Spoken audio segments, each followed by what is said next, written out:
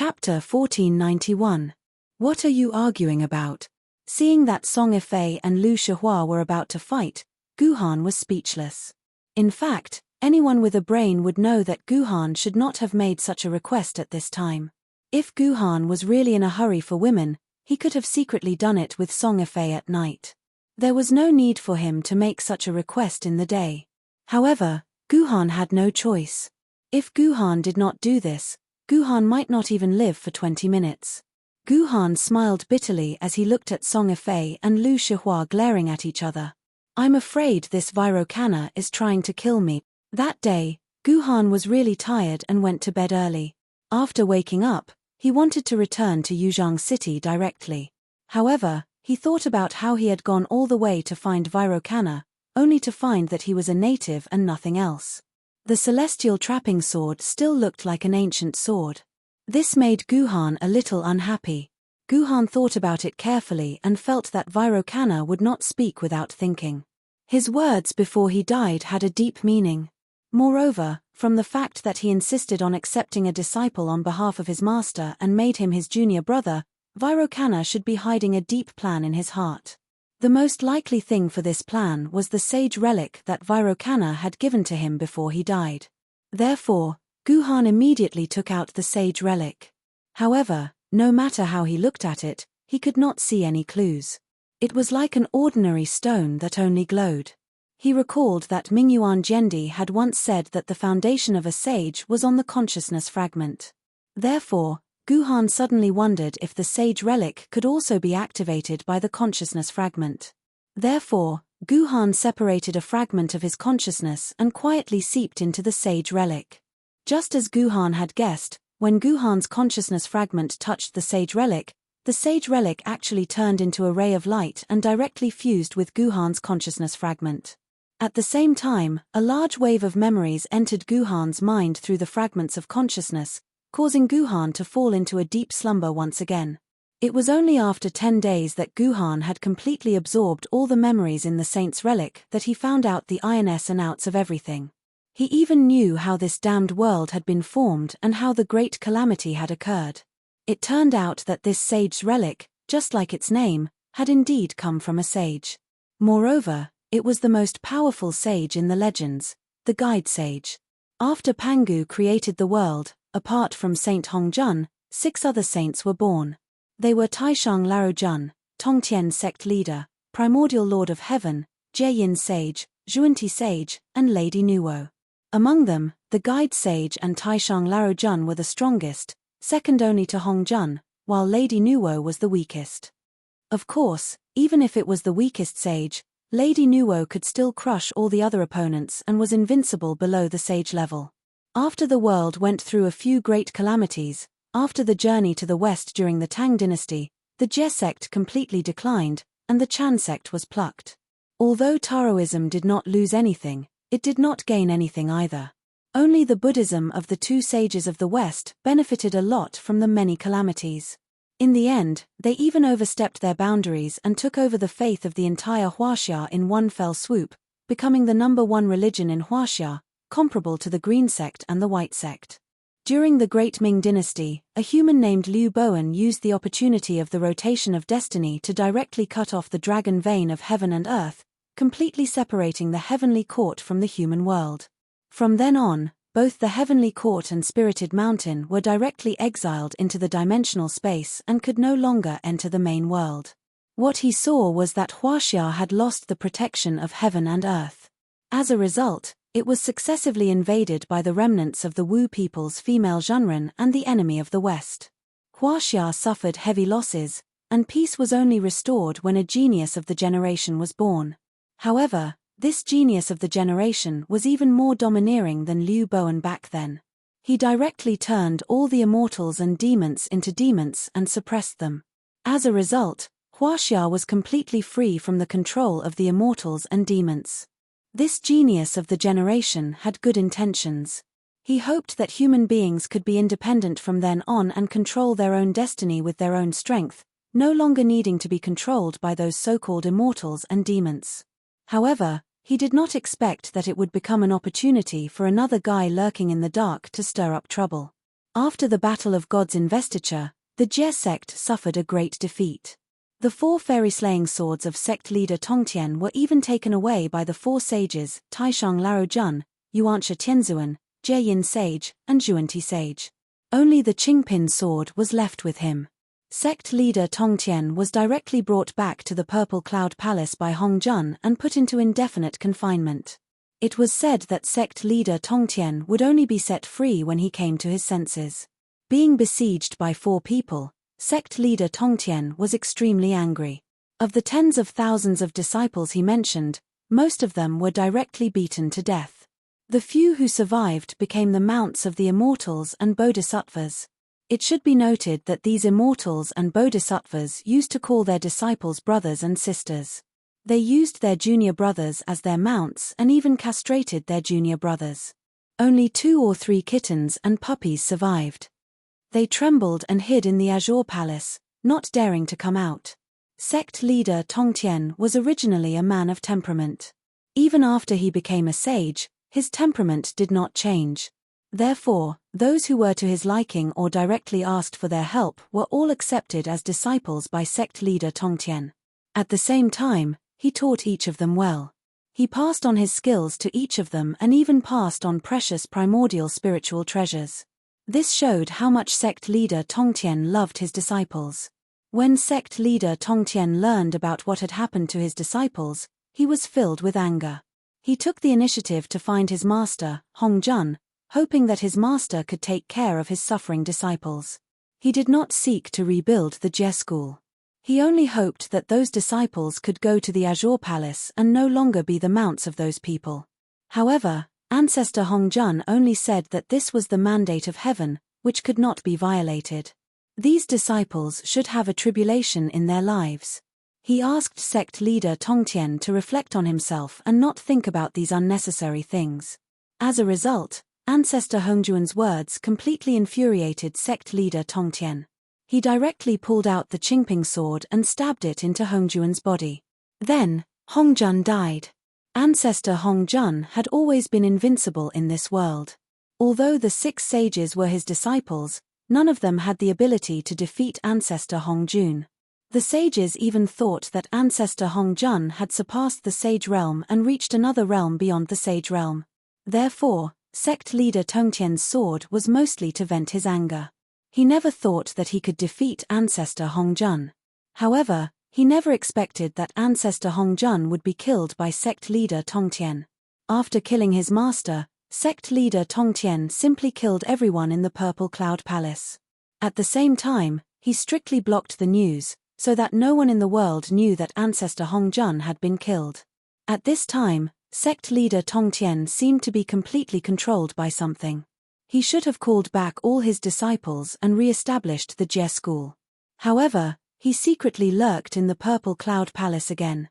At the same time, he secretly sent 2 doppelgangers to the extreme west and the extreme south. One of them was named Jehovah, and the other was named Allah. They founded the Green School and the White School respectively. At the same time, they gathered the local aborigines and developed the population. In the end, they managed to create 2 religions that could be compared with Buddhism. At the same time, with the help of the great wish brought by these 2 religions, sect leader Tongtian's strength increased at an astonishing rate and reached a terrifying level. At the same time, sect leader Tongtian began to secretly plot against the other sages. Therefore, he secretly bewitched Liu Bowen and taught him the method to cut off the power of heaven and earth. For the first time, Liu Bowen cut off the connection between heaven and earth, so that the gods in the sky lost the way to obtain the great wish from Huaxia. At the same time, he secretly supported the Enyusian clan, so that the Enyusian clan could conquer the world 300 years later and destroy the faith of the entire Yang Huang. At this time, the other sages also found that something was wrong. They immediately gathered in the Purple Cloud Palace, hoping that Ancestor Hongjun could come out and take charge of the situation. On the other hand, Grandmaster Tongtian disguised himself as Hongjun Ancestor and deceived the other 5 saints into the Purple Cloud Palace. Then, the 2 sides began a chaotic battle. Because they had lost the support of the Great Wish of the world, the 5 sages were unable to defeat sect leader Tongtian, even though they had the advantage in strength. Sect leader Tongtian had also wrongly estimated his own strength. He had always thought that he could defeat the 5 saints, but in the end, he ended up in a stalemate. This stalemate lasted for 300 years, and it was time for the chi of heaven and earth to change. According to the original plan of the heavenly courts, they planned to support a certain bald man. However, in the end, a generation's pride appeared out of nowhere and actually reversed the fate set by the heavenly courts. He snatched the big one from the small, and a single spark could start a prairie fire. He forcibly killed everyone and achieved an unprecedented cause. After that, this pride completely destroyed the Confucian sect, the last faith of Yang Huang, and completely changed the world. From then on, the world was different. However, he did not expect that he had secretly helped the Tongtian sect leader. With the complete change of the world, the 5 sages also completely lost the support of the great wish of the world.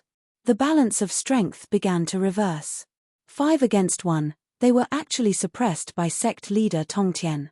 Seeing that sect leader Tongtian was about to succeed in his revenge, the 5 sages had no choice but to take out their last trump card, which was the 4 immortal slaying swords that they obtained from sect leader Tongtian.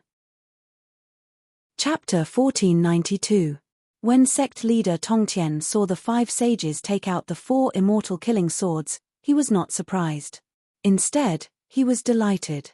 The sages thought that they had removed the imprint of sect leader Tongtian in the 4 immortal killing swords, but they did not know that sect leader Tongtian had also buried his consciousness fragments in the 4 immortal killing swords. When the 5 sages took the 4 immortal killing swords and were about to turn the situation around and enter sect leader Tongtian's body, sect leader Tongtian directly contacted the consciousness fragments buried in the 4 immortal killing swords. Through the consciousness fragments, he was prepared to erase the imprints of the 4 sages and regain control of the 4 immortal killing swords. When the sages saw this, they could not help but turn pale with fright. They could not defeat sect leader Tongtian. If sect leader Tongtian regained control of the 4 immortal killing swords, they would not want to live anymore. They would just wash their necks and let sect leader Tongtian kill them. The sages also understood that the key to victory was in the 4 immortal killing swords. Whoever could hold the control of the 4 immortal killing swords in the end would be the final winner. Therefore, the 4 sages who directly controlled the 4 immortal killing swords followed suit. They also injected their own consciousness fragments into the 4 immortal killing swords, using their own consciousness fragments to compete with sect leader Tongtian's consciousness fragments for control of the 4 immortal killing swords. As a result, the battle became a very funny one. It was a battle between the consciousness fragments of the sages. Because this battle was too important, no one could afford to lose this battle. The final result was that both sides kept injecting their own consciousness fragments into the bodies of the 4 immortal killing swords. As a result, there were more and more consciousness fragments in the bodies of the 4 immortal killing swords. The consciousness fragments belonging to different sides were squeezed together in the end. Under the urging of external forces, they kept attacking, but at the same time, they kept fusing. In the end, a situation that all the sages did not expect happened. The consciousness fragments that poured into the bodies of the 4 immortal killing swords finally fused together and turned into 4 real consciousnesses. Together with the original spiritual consciousness and memory of the 4 immortal killing swords, the result was the birth of 4 new personalities. I'm sure everyone has guessed that these were the first 4 sword maidens: slaying immortal sword, slashing immortal sword, trapping immortal sword, and slaughtering immortal sword. These 4 were the ancestors of all sword maidens, the first batch of sword maidens in this world, and also the most powerful. After the birth of the 4 sword ladies, the ownership of the 4 immortal killing swords naturally fell into the hands of the 4 sword ladies. It was no longer under the control of Tongtian and the other 5 sages. And the battle also changed from fighting for the 4 immortal execution swords to persuading the 4 immortal execution swords. Whoever could convince the 4 immortal slaying swords to stand on their side would obtain the final victory. There was no detailed description of how he convinced the other party back then. However, Guhan knew that sect leader Tongtian, who was the original owner of the 4 immortal killing swords, did not win in the end.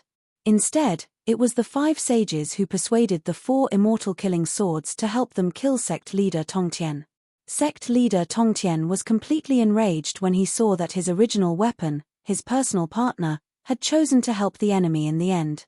Or rather, he had turned completely dark. After turning dark, sect leader Tongtian once again unleashed an even more powerful force. Even with the help of the 4 immortal killing swords, the 5 sages were still in a stalemate with sect leader Tongtian. They dared not harm the primary world during their battle, so they could only fight in the dimensional worlds. As a result, the aftermath of the battle directly broke through the dimensional walls of the dimensional worlds, allowing the creatures of the dimensional worlds to enter the primary world through the holes in the dimensional walls. This was also the reason why the first batch of Yuan Ku arrived. At the same time, this day was also the day the Great Apocalypse began. It is worth mentioning that when Yuan Ku first entered the primary world, there was actually a division between good and evil. Some of the Yuan Ku, who were born with murderous and sinful thoughts, naturally launched a monstrous massacre on humans. However, there were also some Yuan Ku who did not harm humans. Instead, they chose to help humans, such as Dangma Jojo and Misaka Mikoto. From the beginning, they stood on the side of humans and helped humans maintain the order of the primary world. This was also the reason why humans were able to protect the human race from extinction at the beginning of the Great Apocalypse, and even defend Yangjing City in the end. On the other hand, sect leader Tongtian, who was fighting in the dimensional space, became stronger as the battle went on. As the human world was destroyed, the strength of the 5 great sages became weaker and weaker. Just as they were about to die under sect leader Tongtian's sword, 2 unknown sword energies suddenly appeared. One sword energy helped sect leader Tongtian, and the other sword energy helped the 5 sages. The sword energy that helped the 5 sages was obviously stronger than the sword energy that helped sect leader Tongtian. The role of these 2 sword energies should not be underestimated. The balance of the battle was originally only a hair's breadth apart. Once one side received a little more help, the balance would completely tilt to one side. Moreover, in terms of strength, the sword energy that came to help was actually not weaker than Taishang Laojun and Saint Jieyin. As for the sword energy that helped sect leader Tongtian, it was at most the power of Goddess Enviwa. In the end, with the help of this sudden sword energy, the 5 sages completely suppressed sect leader Tongtian. Just as they were about to kill or seal sect leader Tongtian chose to perish together with all of his opponents. All of his strength exploded in an instant. The 5 sages were caught off guard. The 3 sages, Saint Xuanti, Heavenly Primogenitor, and Goddess Enviwa, were directly destroyed by the explosion and disappeared completely. The Qingping sword and the 4 immortal exterminating swords were all blown up like scrap metal. In the end, they returned to the main world and disappeared. Only Taishang Laojun and Saint Jieyin, who were slightly stronger, survived. However, even if they survived, their physical bodies were destroyed. Only a part of their primordial spirit and consciousness fragments maintained their existence. They would probably need to rest for tens of millions of years to recover. Taishang Laojun and Saint Jieyin, who survived, were ready to clean up the mess. However, they were horrified to find that sect leader Tongtian was actually not completely dead like them. His power had merged with the dimension wall of the entire dimensional world. Without the control of the main consciousness, he would instinctively open the barrier between the dimension wall and the main world from time to time, letting Yuan Ku enter the main world. Anyone who entered the main world through this barrier would be contaminated by the power of sect leader Tongtian and become full of killing intent towards humans. This was also the origin of filth. To put it bluntly, each filth was actually a fragment of sect leader Tongtian's consciousness. Sect leader Tongtian was so powerful that he could even surpass sages. When the fragment of sect leader Tongtian's consciousness was attached to Yuenko's body, it was no wonder that Yuenko completely lost his mind, was completely controlled by the filth, and wanted to kill all human beings. This filth even invaded the heavenly court, spirited mountain, and the dimensional space where all the indigenous deities lived. It directly contaminated these indigenous deities and turned them into existences like Yuan Ku. In the end, sect leader Tongtian's primordial spirit was still alive and turned into a black crystal. This black crystal was no longer something that Taishang Laojun and Saint Jieyin, who had lost most of their power, could completely destroy. Seeing that the originally beautiful human world had fallen to such a state because of their battle back then, Taishang Laojun and the Saint of Reception felt extremely ashamed. Therefore, Taishang Laojun and the Saint of Reception decided to use the Sanzang Book of Changes together to calculate how the future would turn out. In the end, after spending their origin to calculate, Taishang Laojun and Saint Jieyin discovered that although the heavenly Tao had been completely destroyed, the great Tao of this world still existed. Moreover, as long as the great Tao still existed, the power that repaired the world would actively maintain the stability of the world. At the same time, an existence that could save the world would be born, which was the legendary leveler. At the same time, the two big shots also learned that this was the greatest calamity since the creation of the main world. It was a calamity that no sages could escape from. If this calamity was quelled by the evaluator, this world would continue to exist for a long time and become an eternal world. There would be no need to worry about the destruction of the entire world. However, if the leveler failed, the entire world would completely disappear. Not a single trace could be found, and no one would be able to survive. After figuring out these things, Taishang Laojun and Saint Jieyin decided to use the last of their power to pave the way for the leveler that would be born in the future and make one last effort to save this world. After a discussion, Taishang Laojun decided to use the last of his power to turn into a zone that was completely isolated from time and space.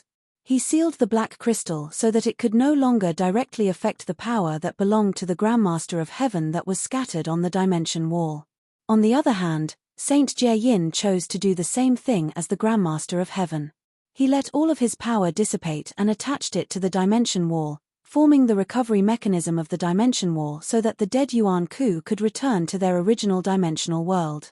That was because once the corpses of the Yuan Ku were completely left in the main world and could not return to their original dimensional world, the original dimensional world would gradually begin to collapse. In particular, if the protagonist of the original dimensional world died and could not return, the dimensional world would collapse directly. The entire world itself was constructed from the main world and countless derived dimensional worlds. Once the dimensional world disappeared, the main world itself would also be destroyed. Therefore, in order to maintain the existence of the main world, Saint Jieyin had no choice but to use his power to build the final recovery mechanism, which was the dimensional whirlpool, to ensure that the other dimensional worlds could continue to exist stably. At the same time, Saint Jieyin injected his last consciousness fragment, which was the saint's relic that Guhan had obtained, into Vairocana's body. However, because it was deeply controlled by filth, the power of the saint's relic was also very weak. Therefore, although the saint's relic had entered Vairocana's body, it did not change the fact that Vairocana had been defiled and turned into Yuan Ku. This was also the reason why the spirited mountain and humans had been fighting non-stop for hundreds of years. It was not until the defeat in the Alps that the filth in Vairocana's body weakened greatly that the saint's relic took the opportunity to break through the seal of filth, allowing Vairocana to regain his rationality. At the same time, it told Vairocana everything. After understanding that all of his subordinates had been misunderstood and controlled, Vairocana made a shocking decision, which was to use his own power to kill all the monks who had been misunderstood and controlled.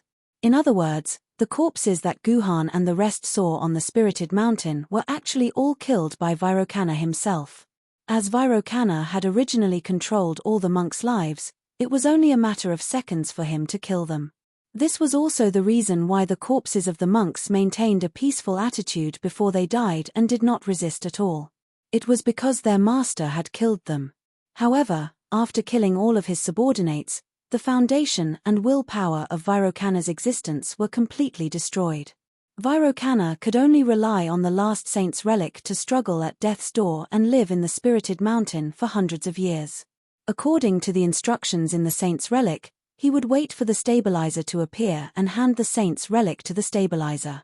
At the same time, the stabilizer would know everything that had happened in this world. After losing the power of the saint's relic, Vairocana no longer had anything to rely on to survive. In the end, he could only become a piece of human skin. Similarly, the existence of the spirited mountain depended on Vairocana's existence to begin with. Following Vairocana's death, the spirited mountain completely returned to nothingness. This was the source of everything, the reason for the birth of the great calamity. After obtaining this saint's relic, Guhan finally understood the whole story. 1,000 years later, the human race, who had gone through so much suffering and fought for 1,000 years in confusion, finally learned the truth of what had happened back then. It was just that the truth had come a little too late. After going through all the memories, Guhan could not help but sigh emotionally. Chapter 1493. Guhan had never expected that he would be able to find out the truth behind the apocalypse from this saint's relic. This truth appeared so abruptly that Ji Yuhan could not react for a moment, until he confirmed it again and again, and at the same time compared to the fragmented stories he heard from the 4 Zhuxian swords, the two were very consistent. It seemed like this was most likely the truth. Later, Guhan used the information in the saint's relic to confirm it with the 4 immortal exterminating swords. After learning that Guhan had grasped the entire truth through the saint's relic, the 4 immortal exterminating swords simply admitted that the reason for the apocalypse was indeed as the saint's relic had said. The truth of the apocalypse had been completely confirmed. Before this, Guhan had thought that he would never be able to figure out the truth behind the great apocalypse in his lifetime. After all, humans had spent 1,000 years trying to figure out the story behind it. However, on second thought, he realized that there was still a very crucial question that had not been answered in the saint's relic: the reason for the appearance of the sword ladies. The reason for the appearance of the first batch of sword ladies in the world was clear. It was the self-consciousness of the 4 immortal exterminating swords due to the entanglement of their respective consciousness fragments during the battle between sect leader Tongtian and the other sages. However, what about the other sword ladies? How was the self-consciousness of the Qingping sword born? How was the self-consciousness of the heavenly sword born? As for the tens of thousands of natural sword ladies, how were their consciousnesses born? Guhan also asked the 4 immortal exterminating swords in his hands. In the end, the 4 immortal exterminating swords said that they did not know the reason behind it either. After being beaten back to the main world, the 4 immortal exterminating swords fell into a coma for more than 100 years. When they woke up again, the sword ladies had already spread all over the world. They were also confused about the reason for their appearance. Although there was no way to solve the mystery of the sword ladies' appearance, it was already a huge gift for Guhan to obtain the truth of the great apocalypse. What made Guhan even more excited was that the saint's relic contained the various grievances between the sages back then and the truth of the great apocalypse.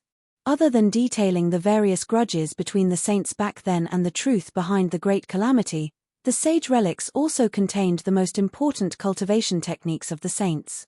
Although Guhan was only a celestial sword level sword wielder, Emperor sword level was something that Guhan could easily obtain. As long as the celestial captive sword could be restored, Guhan could immediately ascend to the throne and become an Emperor sword level sword wielder.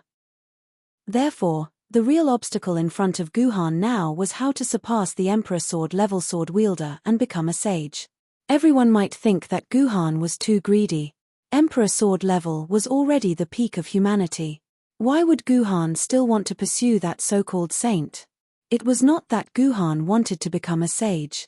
It was that Guhan had no choice but to become a sage. In other words, Guhan had to become a sage. Otherwise, this world would still be finished. After all, it was very likely that the Tongtian sect master would be resurrected soon. According to the sage relics, the Tongtian sect master's power was attached to the dimension wall and became the culprit of opening the dimension rift. The Tongtian sect master's consciousness fragments became the source of corruption. After that, the Tongtian sect master's primordial spirit was sealed by Taishang Laojun. Therefore, the Tongtian sect master's body was not dead. As long as the Tongtian sect master's primordial spirit could be resurrected and at the same time, he could collect his own power and the corrupted consciousness fragments. Then, the Tongtian sect master could probably be resurrected. If the Tongtian sect master wanted to resurrect, the most important thing was the sealed primordial spirit. According to the sage relics, the thing that was used to seal the Tongtian sect master's primordial spirit was none other than the seamless corridor. The fact that Guhan was able to meet Taishang Laojuan's primordial spirit in the seamless corridor was the best evidence. This was because Taishang Laojun had used all of his remaining power to seal the Tongtian sect master's primordial spirit. At the same time, the chaotic spacetime in the seamless corridor just happened to confirm the sage relic's words. According to Mingyuan Jendi, not long after she entered the seamless corridor collapsed on its own.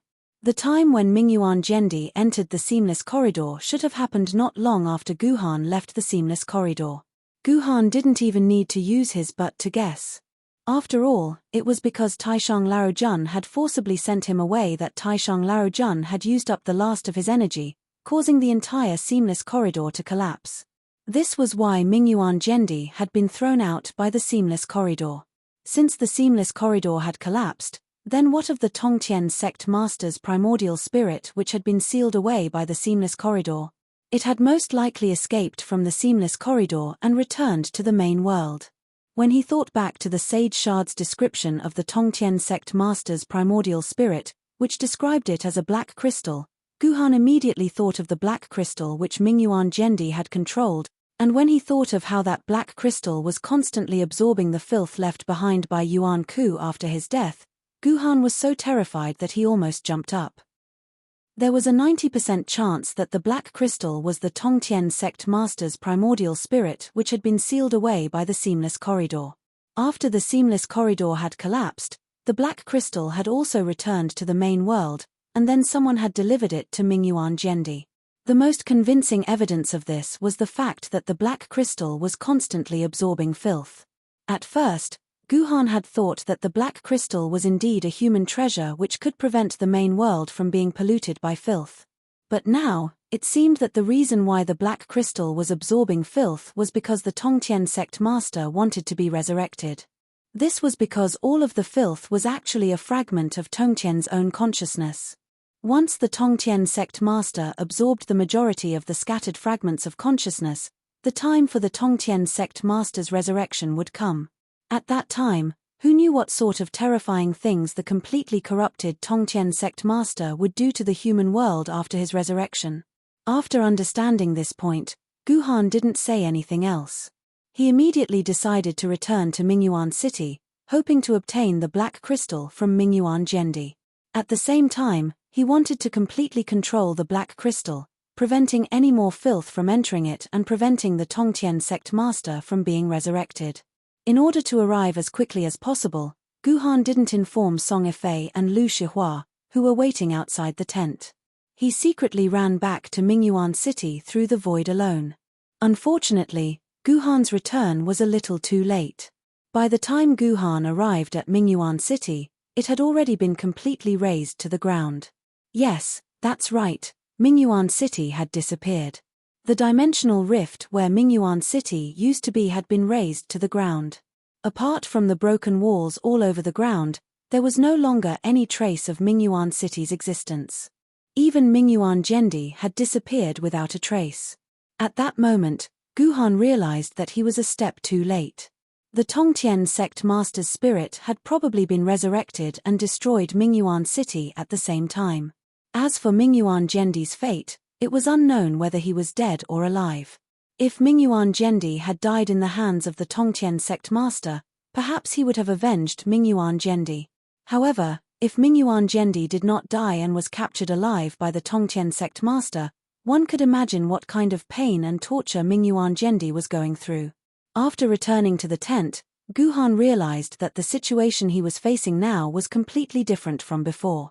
In the past, as long as he could ascend to the throne and become the emperor, he was confident that he could face all the powerhouses in this world, kill them all, and reshape the human world. However, with the resurrection of the Tongtian sect master, the strongest person in the human world was no longer him, but the Tongtian sect master who was hiding in the dark. Now, the Tongtian sect master might still choose to lurk in the dark because he had not regained all his power. However, once the Tongtian sect master was completely resurrected, the greatest crisis of the human world would come. In the face of such a crisis, Guhan only had one way to deal with it, and that was to make himself stronger to the extent that he could fight the Tongtian sect master head-on. This was probably the reason why the Jie-yin sage left the sage crystal to Guhan. Whether it was Fleeting Maple, Taishang Larojun, or the Jie-yin sage, they all mentioned that a pacifier would automatically be born in the main world, and this pacifier was the only hope to save the whole world. Only this pacifier had a chance to defeat the Tongtian sect master. 1,000 years ago, a pacifier was born, and that was the Kunzu calendar. However, for some reason, Kunzu failed in the end, and no one knew whether he was dead or alive. It was not until 1,000 years later that the second pacifier was born. After so many years of fortuitous encounters and adventures, Ji Yuhan could unreservedly say that he should be the pacifier, and he was destined to shoulder the heavy responsibility of saving the world, and only he could save the entire world. Taishang Larojun and the Jie-yin sage also foresaw this, so they left everything to him, hoping that he could be cultivated and become another sage of the human world, because only a sage could deal with a sage. At the same time, Taishang Larojun and the Jie-yin sage also believed that Guhan would definitely be able to take the last step and become a sage. Therefore, in this sage relic, the Jie-yin sage told Guhan in detail how he should become a sage. According to the records in the sage relic, there were actually many ways to surpass an emperor sword wielder and become a sage. There were a total of 3,000 ways. Guhan roughly looked through all 3,000 ways and found that most of them were meaningless and impossible to him. Since ancient times, there were only 3 ways to truly become a sage.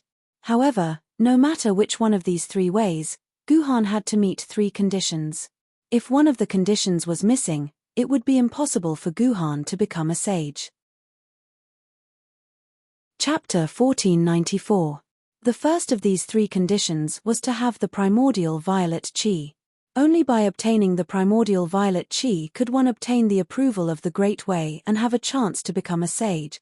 Fortunately, Ji Yuhan had obtained a strand of primordial purple aura a long time ago. This strand of primordial purple aura had been given to Ji Yuhan by Fleeting Maple. Even now, Ji Yuhan still did not understand why Fleeting Maple, who had come from another dimension, had obtained primordial purple aura from the origin world and had given it to him so generously. Although he did not understand this, he did not bother thinking about it. Anyway, the primordial violet qi in Guhan's body was genuine primordial violet qi, and that was enough. The second condition was that Guhan had to master the method of splitting consciousness fragments, which Guhan had already done. Moreover, Guhan had hundreds of millions of consciousness fragments. This requirement could not be more perfect for Guhan. The third condition was that Guhan had to obtain the remains of Pangu.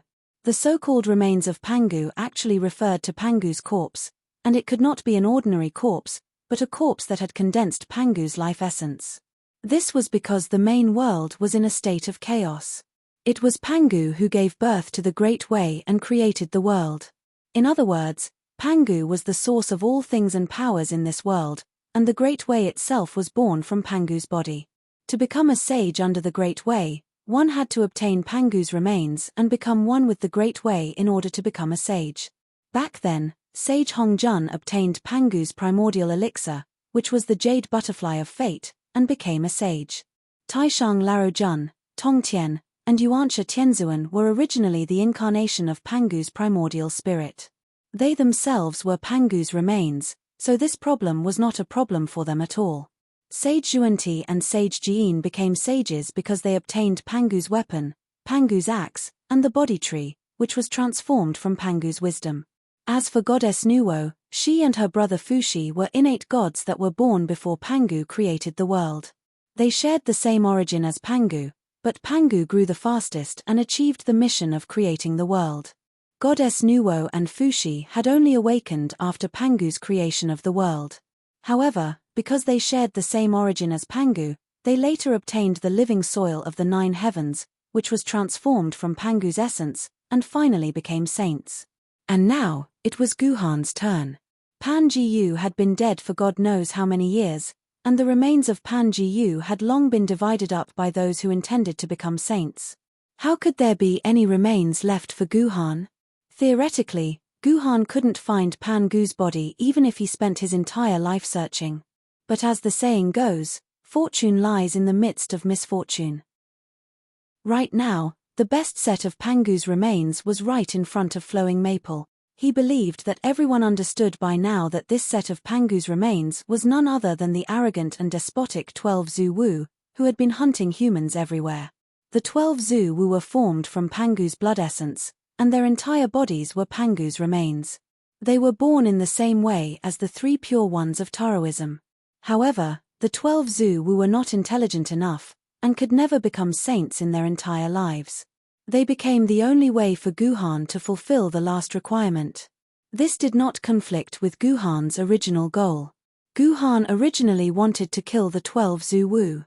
But now, he had another goal, and that was to refine the 12 Zhu Wu's blood essence to fulfill the last requirement to become a saint. After all 3 requirements were fulfilled, Guhan could choose one of the 3 ways to become a saint to prove his Tao.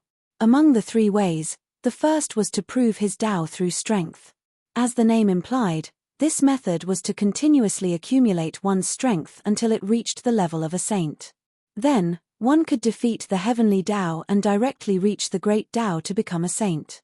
The second method was to achieve the Tao by severing the 3 corpses, which was to sever good, evil, and oneself so that the heavenly Tao could not monitor one's existence. Finally, one could reach the great Tao and become a saint. The third method was to become a saint through virtue.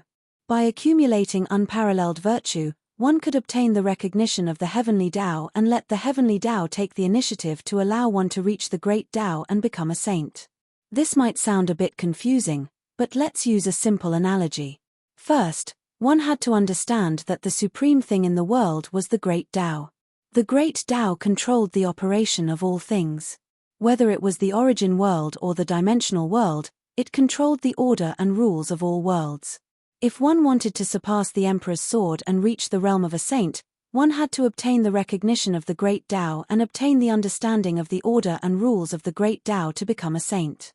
The heavenly Tao was the incarnation that the great Tao directly used to control different worlds. It was equivalent to the sun of the great Tao. Every world had its own heavenly Tao. There were as many heavenly Tao as there were different dimensional worlds. The great Tao was not something that one could see just because one wanted to. The great Tao was extremely mysterious. It drifted away from all worlds and one could not find it even if one wore out iron shoes. The only way to find the great Tao was through the heavenly Tao. This was the only way to communicate with the great Tao. The great Tao was like a general sitting steadily in the central military tent, while the heavenly Tao was like a soldier guarding the entrance of the central military tent. Among the 3 methods to become a saint mentioned previously, the Tao by strength was to use one's own strength to directly defeat the soldier guarding the entrance of the central military tent. Then, one could openly enter the central military tent to meet the general. The Tao by severing the 3 corpses to become a saint was to find a way to make oneself invisible and hide from the eyes of the soldier guarding outside the central military tent. Then, one could sneak into the central military tent to meet the general. The Tao by virtue was to bribe the soldier with a large amount of bribes. Finally, the soldier would take the initiative to step aside and let one in. From this, it could be seen that in terms of difficulty, the Tao by strength was naturally the most difficult. The Tao by severing the 3 corpses was slightly less difficult, and the Tao by virtue was the easiest. So far, no one had been able to walk the path of Tao by strength. In other words, no one had become a saint through the method of Tao by strength. As for Hong Jun, Taishang Laro Jun, and Jie Yin, the 3 of them achieved the position of a saint through the method of severing the 3 corpses to become a saint. As for Goddess Envywer, Saint Zhen Ti, as well as the Heavenly Lord Yuanxia and sect leader Tongtian, they all achieved the position of a saint through the method of merit. Among them, Goddess Envywer became a saint by relying on the merits of human beings, Saint Zhen Ti became a saint by relying on the merits of establishing Buddhism, and the Heavenly Lord Yuanxia established the Chan sect with the help of Taishang Laro Jun. At the same time, he educated human beings through the Chan sect, which was to teach human beings the merits of cultivating to become immortals. As for sect leader Tongtian, he did the opposite. He relied on teaching non-human creatures and accumulated merits to become a saint. In fact, in terms of merits, Goddess Envywer's merits were the highest. She created humans and mended the sky. Her merits were boundless. In the end, Goddess Envywa was the weakest among the saints. The merits of sect leader Tongtian and the heavenly Lord Yuanxia were actually far inferior to Goddess Envywa. However, sect leader Tongtian and the heavenly Lord Yuanxia were too heaven-defying. They were formed from Pangu's primordial spirit and were born with the great merits of Pangu's creation of the world.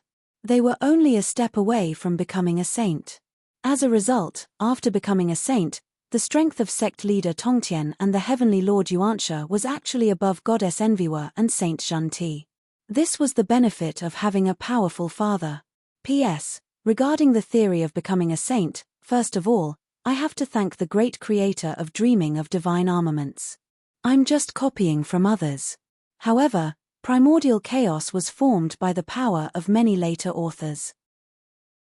Various sayings and settings of becoming a saint are only self-justifying under a certain framework.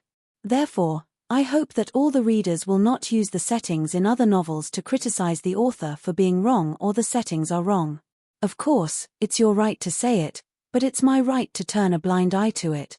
As for the current Guhan, he had read these three methods over and over again several times. However, he felt that none of them were suitable for him because the heavenly axiom no longer existed. Yes, you're right. The heavenly axiom no longer existed. In order to surpass the saints and reach an unprecedented height, Hong Jun decided to integrate himself with the heavenly axiom. In other words, he used his own body to integrate with the heavenly axiom and then completely control the heavenly axiom. As long as he controlled the heavenly axiom, Hong Jun would be able to surpass the saints. This was not based on any previous experience. It was completely guessed by Hong Jun himself after tens of millions of years. As a result, Hong Jun was indeed a genius of his generation. He actually gradually integrated himself with the heavenly axiom. This was why Hong Jun had the strength to crush any saints. However, no one knew why Hong Jun died. He was killed by sect leader Tongtian. When Hong Jun died, the result was that the heavenly axiom, which had gradually integrated with Hong Jun, also died. However, a starving camel was still bigger than a horse. The heavenly axiom died, but it did not immediately collapse. Instead, it began to gradually disintegrate. This led to tragedies such as the sinking of China. Later, the saints also realized that there was a big problem with the heavenly axiom. However, the saints did not dare to imagine the fact that the heavenly axiom had died. They thought that there was something wrong with Hong Jun's cultivation. Therefore, they wanted to see their master and simply went to visit him. However, they were ambushed by the scheming sect leader Tongtian. The battles that happened later that affected all the dimensional worlds accelerated the collapse of the heavenly axiom. Today, 1,000 years later, the heavenly axiom was completely finished. The main world had completely lost the control of the heavenly axiom like a motherless child. Otherwise, no matter how great the remaining power of sect leader Tongtian was, it was impossible for him to open the dimensional wall of the main world so wantonly and let Yuan Ku enter the main world. If this happened millions of years ago in the untainted land where people worshipped the heavenly axiom, it would definitely scare many people to death.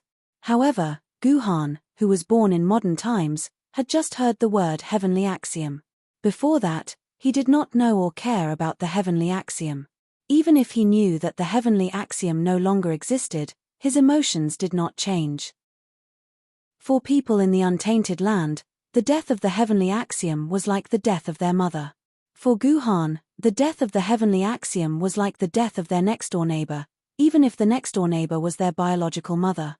However, a biological mother was a biological mother after all. Therefore, in the face of the current situation, Guhan felt troubled. To become a saint, one had to pass the heavenly axiom. However, now that the heavenly axiom was finished, where should Guhan find a new heavenly axiom? This seemed to have become an unsolvable problem. Chapter 1495. The saint who created this saint's relic had already foreseen the existence of this problem. After they defeated sect leader Tongtian, they had already discovered that the Way of Heaven had been killed. They also knew that after the death of the Way of Heaven, no one could come into contact with the Great Way and become a sage. The saint was well aware of this. At the same time, He also knew that if this problem was not solved, the future generations would not be able to defeat sect leader Tongtian. Therefore, before creating this saint's relic, the saint and Taishang Laojun had planned together and actually came up with a set of solutions to the current predicament. According to the saint, the way of heaven was the only way to become a sage. Without the way of heaven, it was absolutely impossible to become a sage. Therefore, the way of heaven must exist. This was something that could not be avoided. Therefore, the saint proposed a somewhat bizarre method in Guhan's eyes, which was to recreate the way of heaven. Yes, you heard it right. The method that the saint came up with was very simple. It was to recreate the way of heaven. As long as the way of heaven was created, the door to the great way would be opened, and future generations would be able to become sages. This sounded like a fantasy. Even after becoming a sage, one could not figure out the rules and methods of the way of heaven. How could a guy who had not yet become a sage create a brand new way of heaven? However, with the planning and supplementation of the two experts, the saint and Taishang Laojun, they actually came up with a way to recreate the way of heaven, or rather, a way to recreate the way of heaven. In the end, the way of heaven was born from the Great Way. However, after careful investigation, one would find that the appearance of the way of heaven was also related to a conspiracy. The two sides of this conspiracy were the Great Way and Pangu, the two existences that originally coexisted. The Great Way was the most selfless existence in the world because it itself was the collection of all ways. It was not controlled by the thoughts of others. It was only responsible for maintaining the existence and rationality of all rules. It was precisely because of this that all existences that might destroy the rules of the world itself were the thorns in the eyes of the Great Way. The Great Way must destroy these unstable factors. Therefore, although Pangu truly created the entire world, as the creator of the world, Pangu was the most unstable factor in this world. The Great Tao had to kill Pangu.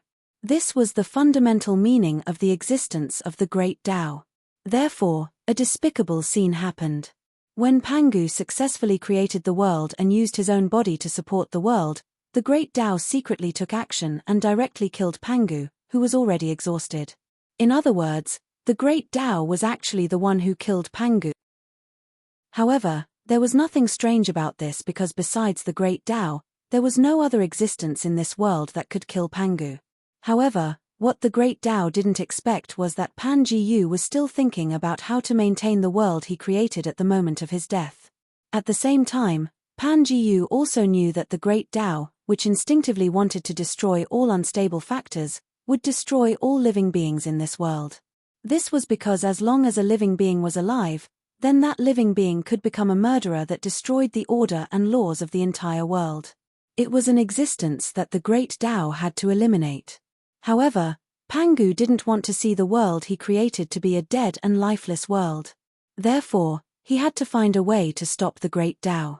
At the last moment of his death, Pangu thought of a way to stop the Great Tao. That was to create an existence that blocked the Great Tao's way and use this existence to blind the Great Tao's eyes, making it think that the entire world was in an extremely harmonious state and that there was nothing worth destroying. This thing that blocked the Great Tao's eyes was naturally the Heavenly Tao. At the last moment, Pangu mixed the remaining 10 billion pieces of his consciousness with his flesh and blood, which represented the entire world, and the mystery that appeared at the moment of his death to create the mysterious existence known as the Heavenly Tao. As expected, it successfully blocked the Great Tao and became the firm guard outside the Great Tao's door, blocking all living beings that tried to see the Great Tao. Unless they crossed over the Heavenly Tao, they would never be able to see the real Great Tao. At the same time, the consciousness that existed in Pangu's fragments of consciousness to protect the entire world and maintain its peace and eternity merged with the Heavenly Tao.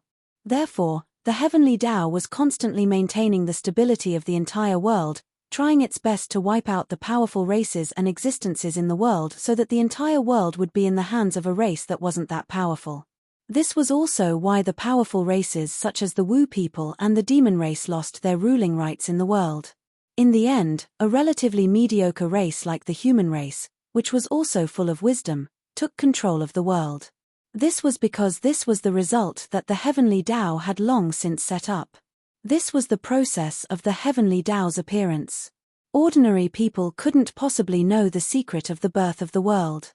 Only the Saint Jie-yin and Taishang Laojun, who had come into contact with the heavenly Tao and the Great Tao at the same time and taught the entire Great Tao's rules, could see the dark history that happened at the beginning of the world through the Great Tao's rules and know the root cause of the heavenly Tao's existence. Therefore, if one wanted to recreate the heavenly Tao, Pangu would become the most crucial factor. Without Pangu, it was impossible to create a brand new heavenly Tao. Of course, the real Pangu couldn't be revived, but it wasn't completely impossible to create a fake Pangu, because there were the 12 Zhu Wu, the descendants of Pangu's essence blood. The saints naturally knew the 12 Zhu Wus very well. They naturally knew that the 12 Zhu Wus could create a fake Pangu through the 12 divine fiends formation. Even if it was a fake Pangu, it was enough, because the fake Pangu was only a fake of Pangu's consciousness and soul, but Pangu's body wasn't fake. It was the real Pangu's body. Such a Pangu's body also represented the entire world, and could be used as the flesh and blood to incubate the heavenly Tao. Combining what they said above, the Saint Jie-yin and Taishang Laojun finally came up with a way to recreate the heavenly Tao. First, they had to find a way to make the 12 Zhu Wus form the 12 divine fiends formation, so as to gather the real Pangu's body again and use it as the soil to incubate the heavenly Tao. Then, they had to send a large number of consciousness fragments, more than 10 billion, into Pangu's body, Zhu Jihong, as the foundation of the heavenly Tao's reunion. The last and most crucial step was that the owner of these consciousness fragments had to defeat Pangu's real body with his own strength. He had to completely strangle Pangu's real body, so as to restore the scene of the Great Tao secretly killing Pangu when Pangu created the world. Using Pangu's death as the last medicine, all the consciousness fragments could be purified by Pangu's real body and nurture a brand new heavenly Tao.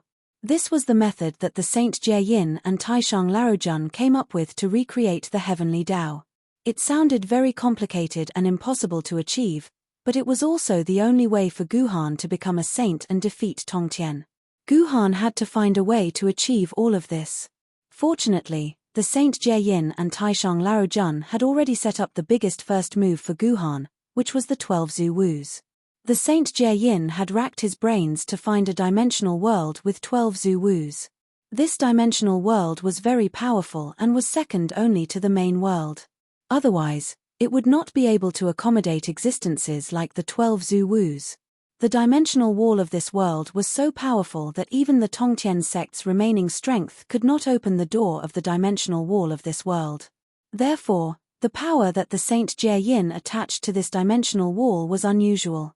He did not desperately stop the Tongtian sect from opening the dimensional rift.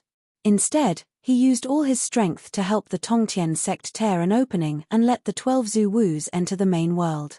After the 12 Zhu Wus entered the main world, Spirit Mountain was already weak. The saint's relic had already helped Vairocana get rid of the filthy control again. At the same time, Vairocana had used some latent power that he had set up in the main world to help the humans and the demon race's heavenly court merge. Finally, he sealed the 12 Zhu Wus outside Shanhai Pass and waited for the pacifier to be born a few hundred years later. Then, he would unseal the 12 Zhu Wus and let them form the 12 capital heaven divine fiend array. More importantly, in order to let the 12 Zhu Wus get rid of the filthy control and to prevent the Tongtian sect from obstructing them, he had even asked Vairocana to pretend to look for the sealed 12 Zhu Wus alliance and tell the 12 Zhu Wus through Vairocana's mouth. If he wanted the main world to become the Wu people's world again, he had to become a native of this world and teach the 12 Zhu Wus how to get rid of the filthy control. This was a very crucial step. Only by becoming a native of the main world would the born Pangu also become a native of the main world. Only such a Pangu would be able to nurture the main world's heavenly Tao. This was also the reason why the 12 Zhu Wus wanted to make use of Ying Zheng after his resurrection. It turned out that all of this was the scheme of the guide sage. This guy had actually started planning all sorts of things that would happen 1,000 years ago. Guhan, who only thought about all of this, could not help but feel fear from the bottom of his heart. If the guide sage was still alive, perhaps he would not have the chance to make a name for himself. Of course, if the guide sage was still alive, humans would not be able to bear the huge disaster brought about by the Great Apocalypse. All in all, The guide sage and Taishang Laojun had already laid the foundation for the future pacifier to nurture the heavenly Tao. What was left was the pacifier's own good fortune.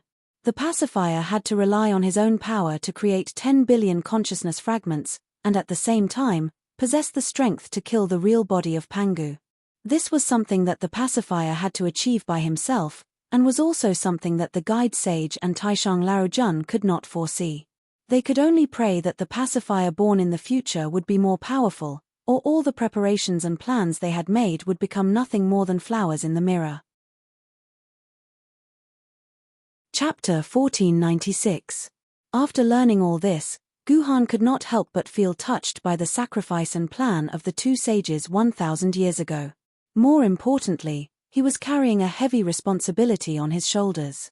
If he, as the pacifier, could not complete the rest of his task, he would be letting down the final sacrifice of the two sages who sacrificed themselves 1,000 years ago.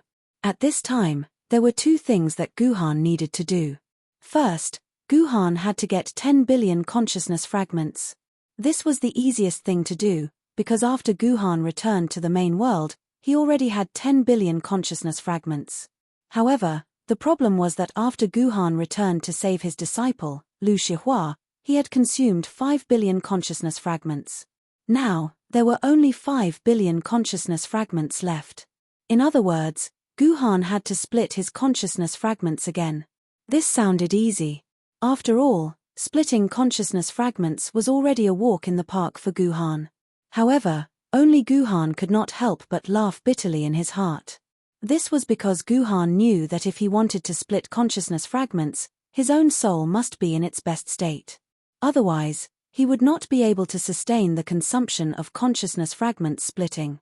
However, the problem was that when Guhan's soul rescued Lu Shihua, he had also consumed a lot of his origin. In the following time, he had been busy killing Yuan Ku and exploring Spirit Mountain. He had no chance to restore his soul at all.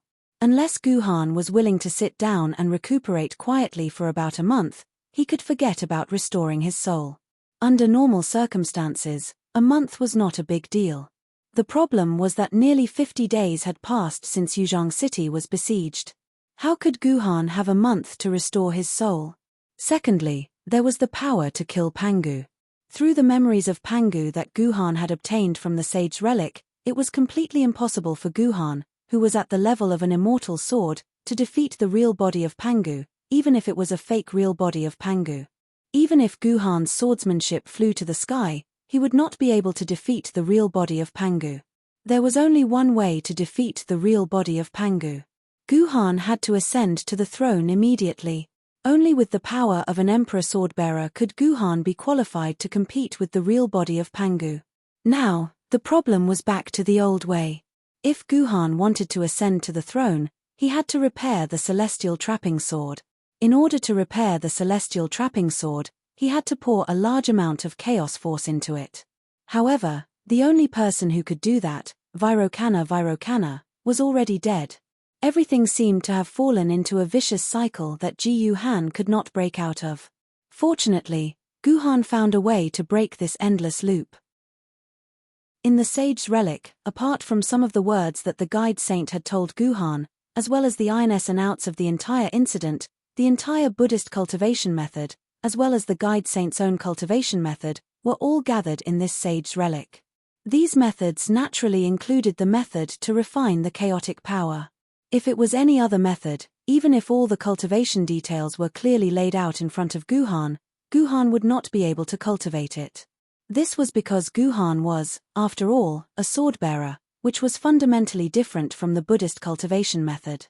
Unless Guhan was willing to give up all the sword essence in his body and cultivate the power of vow like a monk from the beginning, he would not be able to grasp these Buddhist cultivation methods. Fortunately, the method to refine the chaotic power was different from other methods. This was because refining the chaotic power required fragments of one's consciousness. Using fragments of one's consciousness as a medium, one could refine the purest chaotic power from the chaotic chi. Guhan made a rough estimate.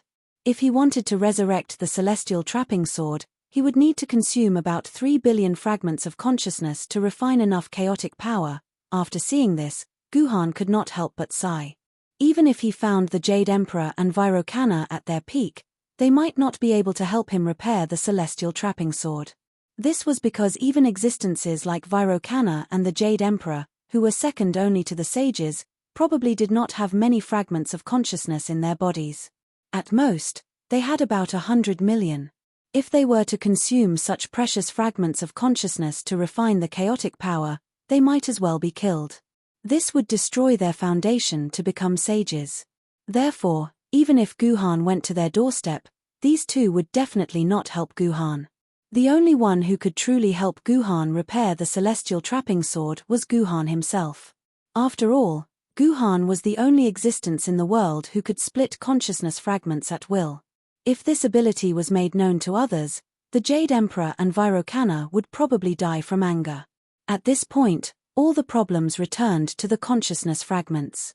If Guhan wanted to achieve his goal of recreating the heavenly law, he would need to take out 13 billion fragments of consciousness. If he wanted to take out 13 billion fragments of consciousness, Guhan's soul would have to be forcefully split twice. Therefore, how to quickly repair his soul became the solution that Guhan had to solve. Naturally, the third sword of the 3 Green Lotus swords, the Green Lotus Soul Guide, once again appeared in Guhan's mind. In the past, in the Seamless Corridor, Guhan had also faced the predicament of exhausting his soul.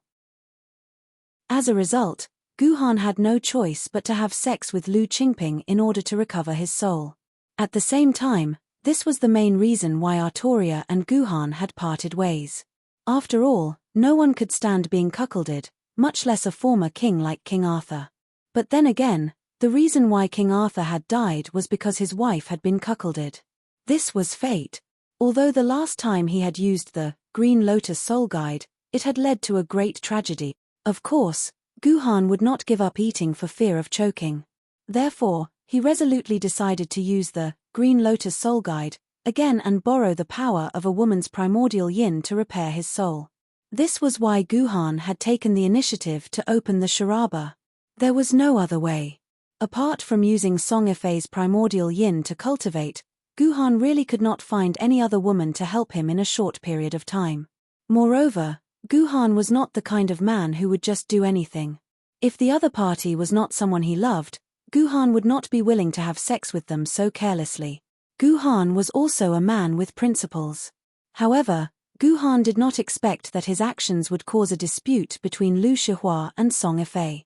Because Lu Shihua was his disciple, Guhan instinctively excluded Lu Shihua and did not consider the possibility of letting Lu Shihua's virgin primordial yin help him. In the end, Lu Shihua and Song Ifei actually got into a fight. This made Guhan feel a bit of a headache. Matters between men and women, especially those between 3 men and women, Guhan was really not good at dealing with these. Compared to dealing with the dispute between Song Ifei and Lu Shihua, Guhan wanted to fight with 12 Zuwu more. It would be easier this way. Why don't you guys do it together? Guhan, who was feeling a headache, suddenly said this. Song Ifei and Lu Shihua fell silent at the same time. This man was too shameless. How could he say such a thing? What kind of person did he think Song Ifei was? How could he share a husband with another woman? Even if there was really no other way, it was impossible for 2 women to lie on the same bed. At least they had to sleep separately. Yes, master. Just as Song Ifei was in a dilemma, Lu Shihua unexpectedly agreed immediately. At the same time, Lu Shihua began to take off his clothes.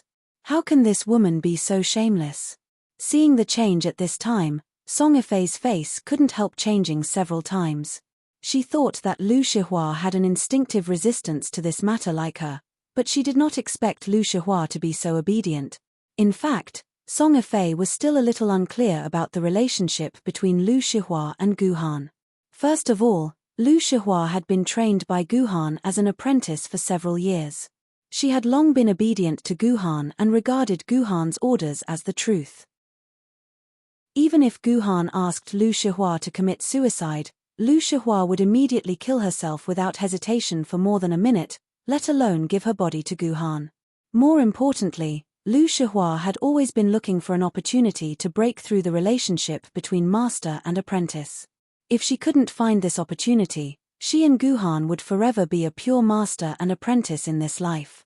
Therefore, facing such a sudden sentence from Guhan, Lu Shihua completely threw away all her shame and decided to seize this opportunity no matter what. Even if she had to share a husband with another woman, she had to break through the last line of defense with her master. This way, the relationship between master and apprentice would usher in a new turn for the better.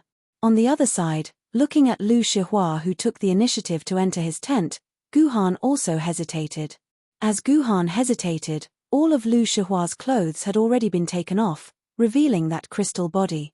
Even if Guhan was unwilling to break through the relationship between him and Lu Shihua, he knew that it was not the time to let Lu Shihua put on his clothes.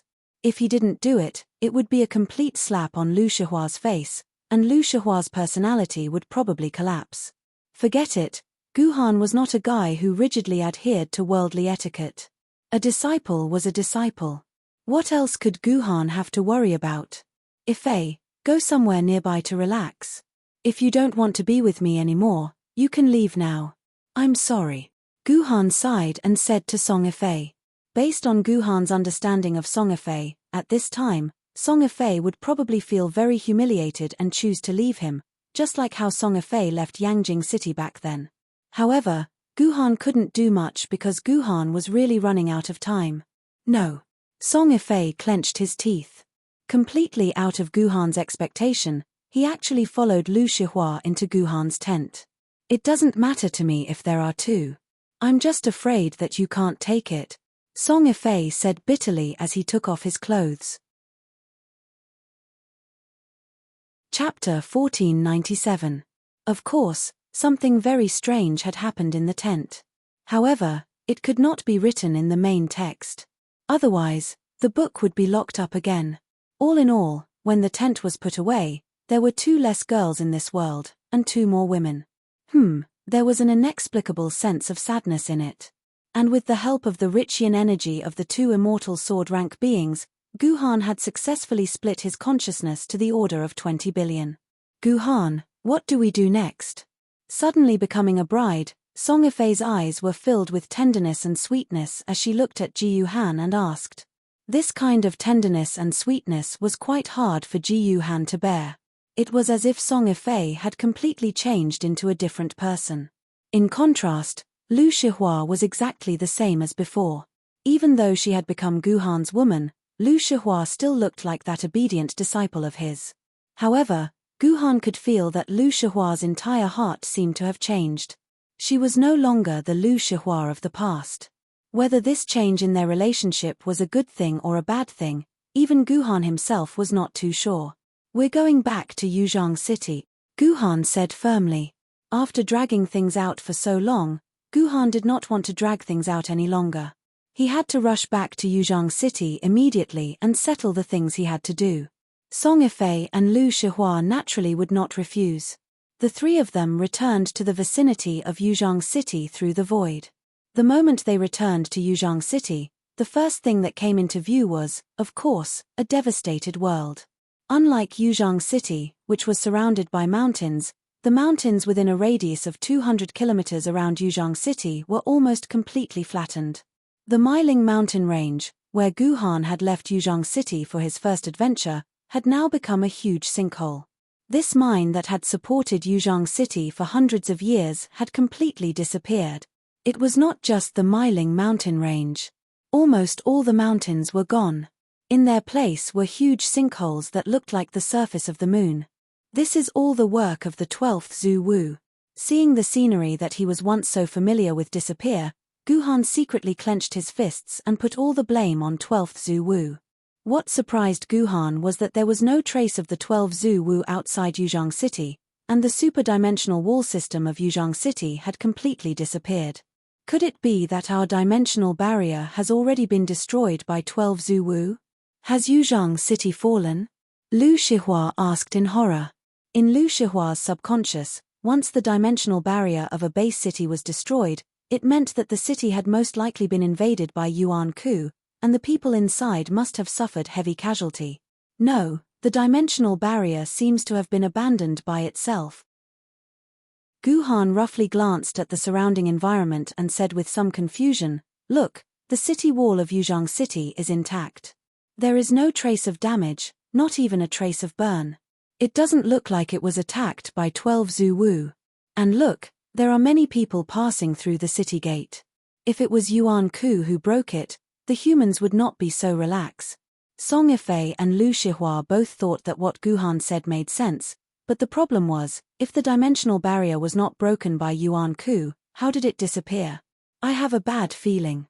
It seems that we have to go in and find out, Guhan said lightly, and at the same time, he took out a few pieces of pork from his dimensional pocket and threw them directly at Lu Shihua and Song Yifei's faces. What are you doing, Guhan? Are you crazy? Song Yifei said with hatred as he felt the wet smell of blood on his face. I'm going to help you get a makeover. Guhan's face was solemn. I'm afraid the three of us are famous in Yuzhong City, especially Shihua. There is no human in the world who doesn't know her. If we want to find out the truth, we'd better hide our identities. Otherwise, I think Ying Zheng will be very willing to meet us in advance. Okay. Even if what you said makes sense. Why did you throw pork at my face? Do you think that throwing a few pieces of pork is like plastic surgery? Before Song Yifei could finish, Guhan put a mirror in Song Yifei's hand. Song Yifei looked at the mirror and was shocked. Was the person in the mirror still herself? She used to be a young and adorable beauty, but now, she had become a simple middle-aged woman. Her face was full of wrinkles, and she looked like she was overburdened with worry. Song Yifei looked at Lu Shihua again and found that Lu Shihua had become a middle-aged woman with a scar on the right side of her face. Guhan had also changed his appearance. However, Guhan's age did not change much, but his appearance had completely changed from a handsome young man to a guy with a strange face. If Song Yifei had not smelled Guhan, he would not have recognized Guhan's true identity. I used a fragment of my consciousness to control the nanomachines and did something to the pork on your faces. As long as you don't take the pork off yourself, I promise that no one will recognize you, Guhan said calmly. Although Song Yifei was a little dissatisfied with his appearance, he nodded and went into Yuzhong City with Guhan. Ying Zheng is so shameless. He really wants to be the emperor and make all the humans in the world his slaves. Even if he has saved mankind, this is too much. Guhan and the other two said that they were refugees who had escaped from London. In addition, the management of Yuzhong City was in a mess, or rather, the basic management system had been lost. Therefore, it was easy for Guhan and the others to enter Yuzhong City. At the same time, by chatting with the citizens, they had a general understanding of what had happened in the past 2 months. When Guhan and the others arrived in Yuzhong City, it was already the 9th day after Zuwu was killed by Ying Zheng. It was also the day before Ying Zheng was going to ascend the throne in the central palace. After learning about this, Guhan was very glad that he had come back in time. If he had arrived 2 or 3 days later, Zuwu would have completely absorbed Ying Zheng's power, and Guhan's chances of winning would have been greatly reduced. After learning about what Ying Zheng had done, Lu Shihua, who loved the people as if they were his own children, nearly rushed straight into Ying Zheng's imperial palace, dragged him out, and gave him a good beating. It was not because Ying Zheng had framed him, but because Ying Zheng wanted to treat all the people under the heaven as his slaves, while he himself was the real emperor. In Lu Shihua's opinion, this was an unacceptable atrocity, and it was something that must be stopped. As for Guhan, after hearing about this, there was no obvious change in his expression. To some extent, Guhan somewhat agreed with Ying Zheng's decision and courage. Human beings did not need a terrible democracy. For human beings who were in danger, dictatorship was the best way to rule. Although the Sword Council could be counted as half a dictatorship, the power of a dictatorship was not enough. There were still many other factors that would restrict it. So, Guhan somewhat approved of Ying Zheng's centralization of power. But it was only a bit of approval. Guhan had never felt that the world belonged to anyone, or even to a single family. It was fine to want to rule humanity. But to want to treat humans like dogs, that was definitely not okay. So, after learning about Ying Zheng's methods, Guhan, who had originally planned to let Ying Zheng live because of his great contribution in saving humanity, retracted his somewhat naive thoughts. That's right, how is Frost Jendi? Where does she live now? Is she also in the palace? After finding out about Ying Zheng, Guhan asked about Liunian Ling. "You're talking about Miss Ling?" The old man, who had eaten a piece of flatbread from Guhan, told Guhan everything in detail. His face suddenly darkened. He didn't even want to eat the originally fragrant flatbread in his hand anymore. After letting out a long sigh, he faintly said, "I'm sorry, I don't know where Miss Ling is right now. She seems to have disappeared." Disappeared? Guhan's heart jumped. At the same time, he had a bad premonition. He immediately asked, could it be that Frost Jendi disappeared during the battle with the 12 Zuwu? That's not it. I heard that when the 12 Zuwu all died, Miss Ling was still alive. But after Ying Zheng, His Majesty announced his plan, Miss Ling completely disappeared. Ari, actually, it doesn't matter if Miss Ling disappeared or not. I saw on TV that Miss Ling fought with the 12 Zuwu. She has completely lost the ability to reproduce and has become an 80 or 90-year-old woman. She's older than me by 20 or 30 years. Miss Ling doesn't have much longer to live. She might have already died of old age. Is that so? The old man suddenly felt the temperature around him drop by 10 degrees. He couldn't help but shiver from head to toe. When he raised his head to look for the child he had just been talking to, he found that the 3 people had already disappeared without a trace. I can't have seen a ghost, right? The old man couldn't help but shiver. He ate the flatbread in his hand in one bite and ran away from his original position. Guhan, don't be so angry, After asking around about the situation in Yuzhong City, he found that Guhan was in a depressed state. Song Ifei prepared to say a few words to comfort Guhan. "We'll first go to the high-purity nuclear fuel warehouse and repair the captive immortal sword," Guhan said calmly. Yes, his tone was extremely calm. Chapter 1498. Guhan had learned how to turn the chaotic chi into chaotic power, and then use the chaotic power to repair the celestial trapping sword. Now, what was blocking the celestial trapping sword was enough chaotic power. Fortunately, Guhan was already prepared for this. When he left Shanhaiguan Pass and saved Yuzhong City from Yuan Ku for the second time, Guhan had already learned that the so-called chaotic chi was actually the high-purity nuclear fuel rods used in Yuzhong City's power generation, which were stored in the warehouse of Yuzhong City. At first, Guhan was a little worried that the nuclear fuel warehouse would be damaged by the attack of the 12 Zuwu. Since the 12 Zuwu did not even attack Yuzhong City, the nuclear fuel warehouse was naturally in a state of absolute safety. But what made Guhan a little angry was that the nuclear fuel warehouse, which was tightly guarded the last time he came, was almost defenseless now. Except for 2 gatekeepers who stayed at the sentry post at the entrance of the warehouse, the thousands of security personnel who were originally scattered around the warehouse had disappeared without a trace. As for the reason why these security personnel disappeared, Guhan did not need to ask. He could guess it with just a guess. The reason, of course, was that Ying Zheng was preparing to forcibly ascend to the throne, so he had mobilized all the personnel to build his palace. As for the nuclear fuel warehouse, naturally, no one was willing to guard it anymore. Anyway, this thing itself had absolute extremely strong defense capabilities, and it did not seem to be a problem in a short period of time. All of you, put up your personal shields. Otherwise, those high-purity nuclear fuel rods will destroy the flesh inside. Guhan snorted coldly and temporarily put these things aside. At the same time, he told Song Ifei and Lu Shihua. The 2 of them were also well aware of the terrifying damage that high-purity nuclear fuel rods could do to the human body. They did not dare to slack off. They took out their immortal-level sword maidens and put up their personal shields. Then, Guhan directly opened a void door and led the 2 directly into the warehouse. Not good, the warehouse has been robbed. The moment the 3 of them left the void and entered the warehouse, Lu Shihua immediately said in alarm. At this time, the warehouse of high-purity nuclear fuel rods could be said to be a mess. The high-purity nuclear fuel rods, which were originally neatly placed and protected by lead jackets, were now messily thrown on the ground. The metal brackets used to hold the high-purity fuel rods had all been dismembered. Judging from the twisted metal brackets, the person who did it seemed to have a certain level of brute force to be able to bend such a hard alloy.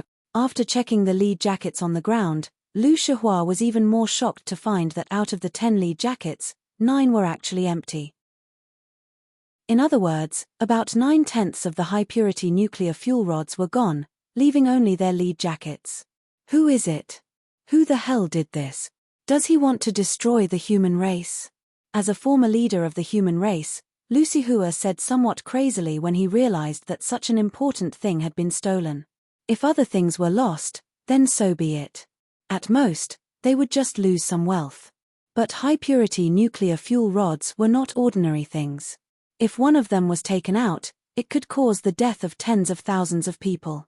According to calculations, as long as the distribution was reasonable enough, the 86 high-purity nuclear fuel rods would be enough to kill all the ordinary people in Yuzhang City. Such a dangerous thing had actually been lost. How could Lu Shihua not be frightened and angry? This could be a crisis that could lead to the extinction of the entire human race. It's okay. The situation might not be that bad. Guhan's expression was a little playful. Facing the messy warehouse, Guhan did not seem to have too much worry. Instead, there was a faint smile on his face, as if he had already figured out who the thief was. Master, do you already know something? Lu Shihua, who could be said to be very familiar with his master, immediately reacted after seeing Guhan's expression. It seemed that his master already had clues. I'm just guessing something. As Guhan spoke, he paced around the entire warehouse. After going around the entire warehouse, he finally stopped at a place that looked very shiny. Oh my god! Who did this? They actually removed all the barrier crystals on the wall. Lu Shihua exclaimed again after seeing this pile of shiny things. When the warehouse was built, in order to prevent the radiation of high-purity nuclear fuel rods from leaking out, the entire warehouse was set up with a total of 24 layers of protection. One of the core layers of protection was the row of barrier crystals directly embedded in the warehouse. These crystals were smelted with special materials. As long as these crystals were embedded in the wall, they could block up to 95% of the radiation of high-purity nuclear fuel rods.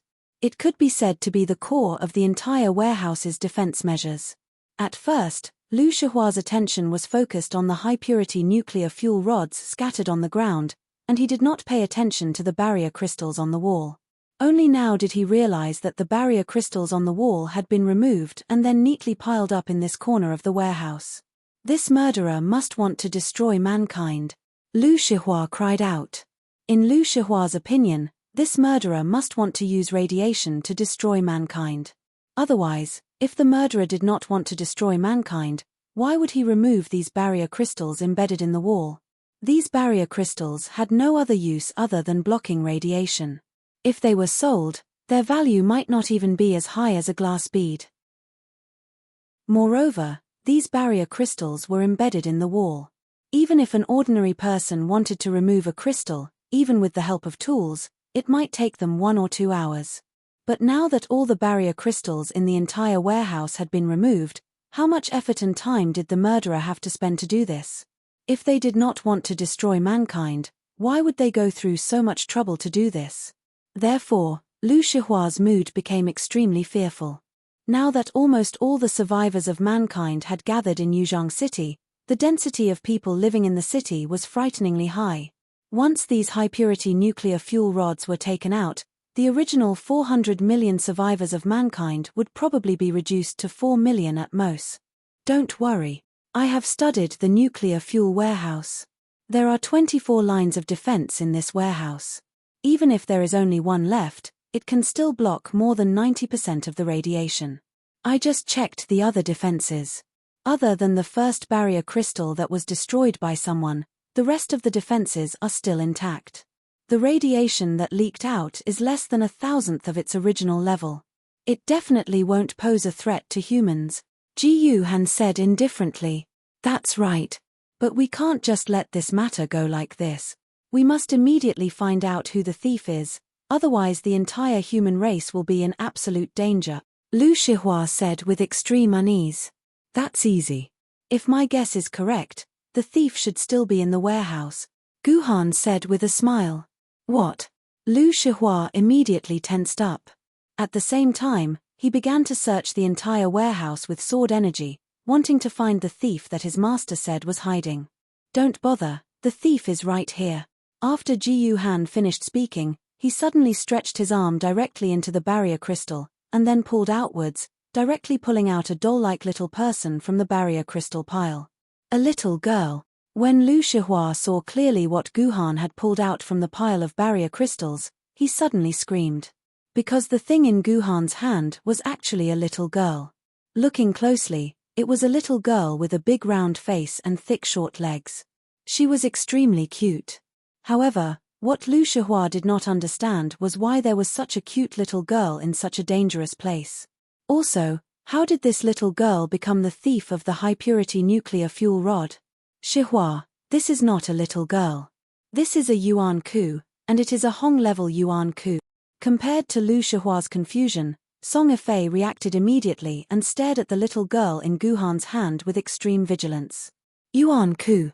Lu Shihua was stunned for a moment. Then, Lu Shihua saw a small tail hanging down from the little lowly's buttocks. It was sandwiched between her legs, and there was a small furry ball at the top. Naturally, it was impossible for a human to have a tail. This little lowly must be a Yuanko.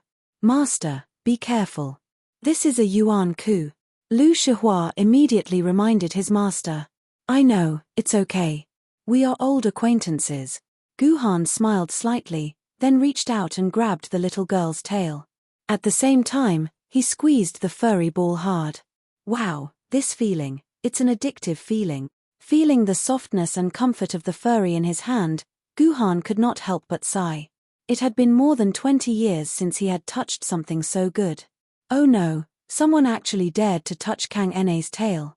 Kang Na wants to eat him. At the same time that Gu Han squeezed hard, the little girl, who was originally sleeping, was awakened.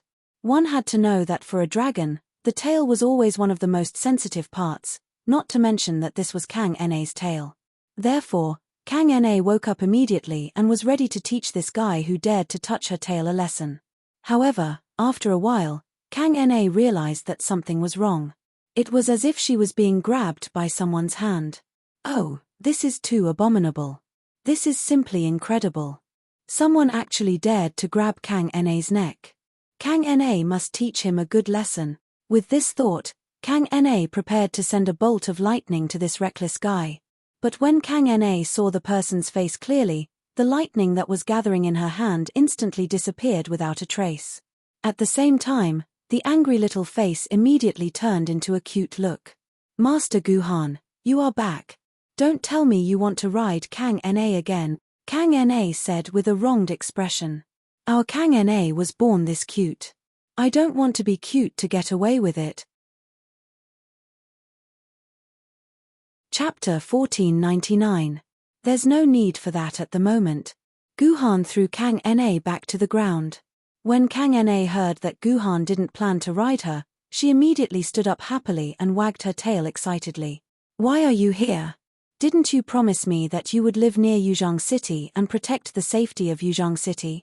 Why are you hiding here? Gu Han knocked on Kang Na's little head and said with dissatisfaction. It's not Kang Na's fault, Master Gu Han, Kang Na said aggrievedly. They haven't sent Kang Na food for 5 years. Kang Na is about to starve to death, so Kang Na can only come in to find food herself. Kang Na. Lu Shihua, who was at the side, found the name familiar. After trying hard to recall, he looked at Gu Han in surprise and said, Master, this little lowly can't be the thunder dragon that you brought me to see in the past, right? Of course it's her. Who else could it be other than her? Gu Han said indifferently. That year, before entering the seamless corridor, Gu Han had brought Lu Shihua to find Kang Na. He told Lu Shihua about the agreement between him and Kang Na, and told Lu Shihua to remember to provide Kang Na with enough high-purity nuclear fuel rods. But at that time, Kang Na had been in her dragon form to meet Lu Shihua. Lu Shihua didn't know that after that mighty dragon transformed into human form, it would actually become this cute little lowly. This contrast was a little too cute. It was worth mentioning that when Gu Han and Kang Na made the agreement, it was in the form of a female, Jiyu Shenyuan. Ji Han had originally thought that he would have to spend a lot of effort to make Kang Na understand who he was, but in the end, Kang Na was able to instantly recognize him. According to Kang Na herself, every living being had electric currents within their bodies, and every bioelectric current was completely different. She was able to distinguish different people through the differences in electric currents. The bioelectric currents within Ji Han and Ji Shen Yuan's bodies were exactly the same, which was why Kang Na was able to recognize Ji Han at first glance. "I'm sorry, Miss Kang Na. 5 years ago, I was framed. I didn't have time to explain to you, so no one sent you food," Lu Shihua said to Kang Na guiltily. Back then, Gu Han had given Lu Shihua the role of feeding Kang Na, but in order to keep it a secret, Lu Shihua took charge of the job himself. In the end, after Lu Shihua went missing, Kang Na lost her source of food. "Wait, how did you get in here? From the looks of it, you've been here for at least a few years." Back then, Yuzhang City's dimensional barrier was still around. "How did you sneak in?" Gu Han said as he pinched Kang Na's tail. "Big sister let me in." Kang Na frowned, feeling wronged. She didn't like the feeling of having her tail held in someone's hand. But when she recalled how she was beaten up by Gu Han, Kang Na wisely chose to endure it. "I was going to ask for food, but I met Big Sister. I told Big Sister about my situation, and she let me stay here. Big Sister said that I can eat all the food here." "Big Sister? You're talking about Liuyan Ling, right?" Gu Han revealed an expression of sudden realization. Not only did Gu Han tell Lu Shihua about Kang Na's existence, but Liuyan Ling also knew about Kang Na's existence. But Liuyan Ling was a little too generous. She actually left such a glutton in the warehouse. Wasn't she afraid that Kang Na would eat all the high-purity fuel rods? If Liuyan Ling knew that Kang Na could eat so much that she ate 90% of the nuclear fuel rods in the warehouse in 5 years, she wouldn't have dared to let Kang Na in. "Ah, I'm hungry again." After talking to Ji Han for a long time, Kang Na seemed to have exhausted a lot of energy. She directly picked up half of the high-purity nuclear fuel rod from the ground, and in the horrified eyes of Lu Shihua and Song Fei, she ate the whole high-purity nuclear fuel rod like eating a lollipop. After a crunch, she swallowed the entire high-purity nuclear fuel rod. "Do you want some? It's delicious." After Kang Na finished eating, she did not forget about her new friends. She picked up another 2 high-purity nuclear fuel rods and handed them to Song Fei and Lu Shihua. She looked at them expectantly, hoping that they could accept her friendship and eat the delicious high-purity nuclear fuel rods in one bite. "Thank you. No need." Song Fei and Lu Shihua wouldn't dare to eat a high-purity fuel rods even if they had 10 guts. Although they were sword wielders at the sword immortal level, they were still humans. If they ate a high-purity fuel rods, their lives would be over. "Don't you like Kang Na? You don't want to eat what Kang Na gives you." When Kang Na heard Song Fei and Lu Shihua's rejection, Feng Gongzhong immediately had tears in her eyes. She looked at the 2 unlucky children pitifully. It was as if they had committed a heinous crime if they didn't eat Kang Na's food. "Why don't we take a bite?" Facing Kang Na's extremely adorable gaze, the 2 of them actually had the thought of taking a bite in their hearts. "That's enough. How can they eat this?" "You eat it."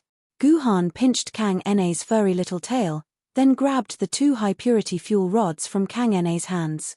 Just like Kang Na, he ate one of the high-purity fuel rods in one bite. "Gu Han, you're crazy." "Master." Seeing that Gu Han ate the 2 high-purity fuel rods, Song Fei and Lu Shihua immediately exclaimed. "Was Gu Han crazy? Did he want to die?" "Don't worry. This is just a necessary step to refine the power of chaos." Gu Han smiled and explained to the 2 girls who were concerned about him. The 2 girls also remembered that Gu Han had indeed learned the method to refine the power of chaos from the Saint's Relic, and the high-purity fuel rods were the raw material to refine the power of chaos. However, the 2 girls didn't expect the method to refine the high-purity fuel rods to be so violent that they had to be eaten directly. "I'm going to refine the power of chaos now. You 2 watch Kang Na, don't let her cause trouble." Gu Han casually ordered Song Fei, then sat cross-legged on the ground. Although the fuel rods were already in his stomach, Guhan obviously couldn't refine the 2 high-purity fuel rods immediately. According to the method on the saint's relic, Guhan had to use his own consciousness fragment to fuse and decompose the impure acquired elements in the high-purity fuel rods to obtain the purest power of chaos. Guhan meditated for an hour. When Guhan slowly opened his eyes, the next second, Guhan immediately grabbed the celestial trapping sword in its scabbard and directly injected a light blue light into the celestial trapping sword. When the blue light on the surface of the celestial trapping sword dissipated, it seemed to be more lively than before. You 3, take a look. How is celestial trapping sword now? Guhan released the 3 sword ladies, celestial extinguishing sword, celestial slaying sword, and celestial slayer sword, and let them observe his poor sister. She does look better than before. Our method is correct. The power of chaos can indeed repair the celestial trapping sword. Celestial slaying sword and the other 2 carefully observed their sister a few times before speaking to Guhan. Is that so? A hint of joy appeared on Guhan's face. What Guhan was most afraid of was that the power of chaos could not repair the celestial trapping sword. If that happened, all his previous efforts would basically be in vain. But, in the next second, a worried expression appeared on celestial slaying sword's face. What's wrong? Is there anything wrong? Looking at celestial slaying sword's expression, Guhan's expression also changed. It's not that there's anything wrong. It's just that celestial trapping sword's injuries are much more serious than we thought. So much power of chaos was injected into her just now, but it seems like it only replenished about 2% of the consumption, celestial slaying sword said. Only 2%. Guhan's expression immediately changed. This was really a terrible situation. Just now, in order to refine 2 high-purity nuclear fuel rods, Guhan had already spent an hour. In other words, Guhan could only replenish 2% of celestial trapping sword's energy in an hour. In order for the celestial trapping sword to really return to the level of an emperor sword, it would take more than 2 days. However, according to the description on the saint's relic, the 12 Zhu Wu's blood pearls would only need 10 days in Yingzheng's body to completely hatch. In other words, the 12 Zhu Wu's time to break away from Yingzheng should be tomorrow. This was also the best opportunity for Guhan to defeat the 12 Zhu Wu. This was because the 12 Zhu Wu's resurrection would continue to grow stronger as time passed. By then, the 12 Zhu Wu's would probably not be someone that Guhan could deal with. If he wanted to defeat the 12 Zhu Wu's, his only chance was tomorrow. Guhan definitely could not drag it to the next day. Otherwise, everything would be over. However, the huge problem of the purification speed of the high-purity nuclear fuel rods was in front of Guhan. For a while, Guhan could not think of any good way to speed up his purification speed. Because of this, Guhan felt a great headache. He was about to take the risk and try to eat multiple high-purity nuclear fuel rods at the same time to refine them. However, if he did that, Guhan would have to take a great risk.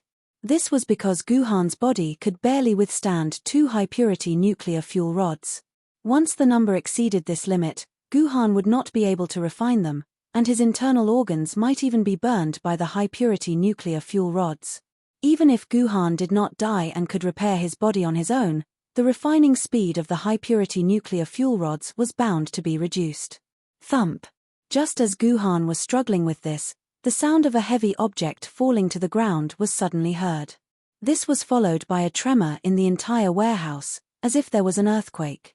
On the other side, Kang Na touched her bald little head and said calmly, "Hey, they changed the role again."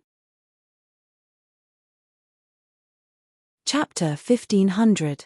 Kang Na, do dragons still change their horns?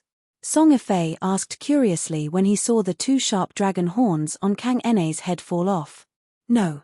Kang Na shook her head, feeling wronged. Other dragons don't seem to change their horns, but I, Kang Na, am the only one who is so unlucky. Kang Na picked up the 2 dragon horns that had fallen to the ground. At that moment, it could be seen that on Kang Na's head, there were 2 new, small white dragon horns with a pointed tip. This looks exactly the same as changing teeth. It's all new teeth pushing out old teeth. Song Ifei looked at Kang Na's 2 new dragon horns and said curiously, "Kang Na, How long do you usually change your dragon horns? I heard that creatures like dragons can easily take tens of thousands of years. Song Ifei continued. That's how it is. Kang Ene's short hand touched the protruding new dragon horns on her head, then pouted and said, originally, it would take me 5,000 years to change a pair of dragon horns, but it's been weird lately. For the past few years, I've been changing my dragon horns almost every year. I don't know why either. Kang Ene, you're not sick, are you? Song Ifei rolled his eyes and immediately said with concern, I'm a doctor. I can tell you with certainty that you must be sick if you change your body parts so quickly that it goes against the laws of biology. Oh yes, you might have some kind of endocrine disorder, prostate hyperplasia, cervical erosion, or something like that. What? That's scary. Kang Ene was shocked by Song Ifei's words. Endocrine disorder, prostate hyperplasia, cervical erosion. These names sounded like terrifying incurable diseases, which scared our innocent little lowly Kangya to death. It's okay, I'm a doctor, I can help you. Song Ifei held back her laughter and said to Kang Ene with the seriousness of a doctor, Come, Kang Ene, I'll show you the unique skill of traditional Chinese medicine, checking the tail pulse. Listen to me, as long as I rub your tail for more than 10 minutes, I can find out all the problems in your body. As long as I know what illness you have, I can prescribe the right medicine and cure your body. I see. Kang Ene fell into hesitation. To Kang Ene, who was born with a sensitive tail, it was indeed a matter worthy of careful consideration. All right. In the end, Kang Ene's fear of prostatic hyperplasia overcame everything else. She obediently handed her tail to Song Ifei, and Song Ifei held the furry tail with a satisfied expression. Oh my god. No wonder Guhan likes to touch Kang Ene's tail so much. The feeling of her tail is just too wonderful. In this world, there's nothing better than being ridden by Guhan. Song Ifei exclaimed in his heart, completely unaware that there seemed to be something strange in his words. While Song Ifei was immersed in the wonderful feeling of Kang Ene's tail, Kang Ene was frowning and enduring the pain of her tail being tortured by someone. She didn't even notice that someone had walked up to her and taken away the 2 dragon horns in her hands. Guhan was just a little curious about the dragon horns that Kang Ene had replaced, so he took them to have a look. As a result, Guhan was shocked.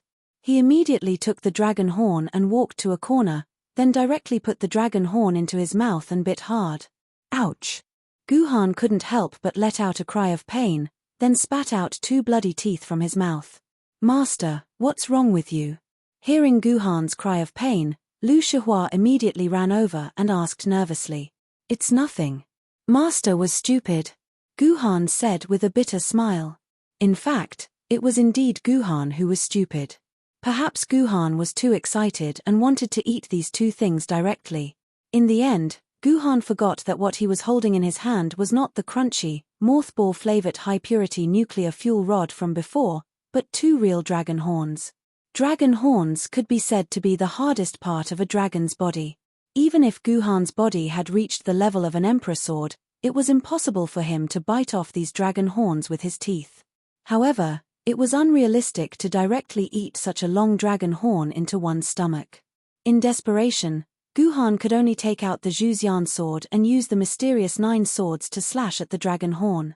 Then, the dragon horn still didn't move at all. This thing is really hard. Seeing that the mysterious 9 swords did not work, Guhan had no choice but to use the killer move of the Chaos Sword technique. Only then did he manage to cut off a small piece of the dragon horn. Then, Guhan directly swallowed it into his stomach. It really works. Guhan's eyes lit up, and he immediately began to meditate and refine the dragon horn in his stomach. After a few minutes, Guhan woke up again. At the same time, he cut the dragon horn into 8 pieces and then ate them all piece by piece.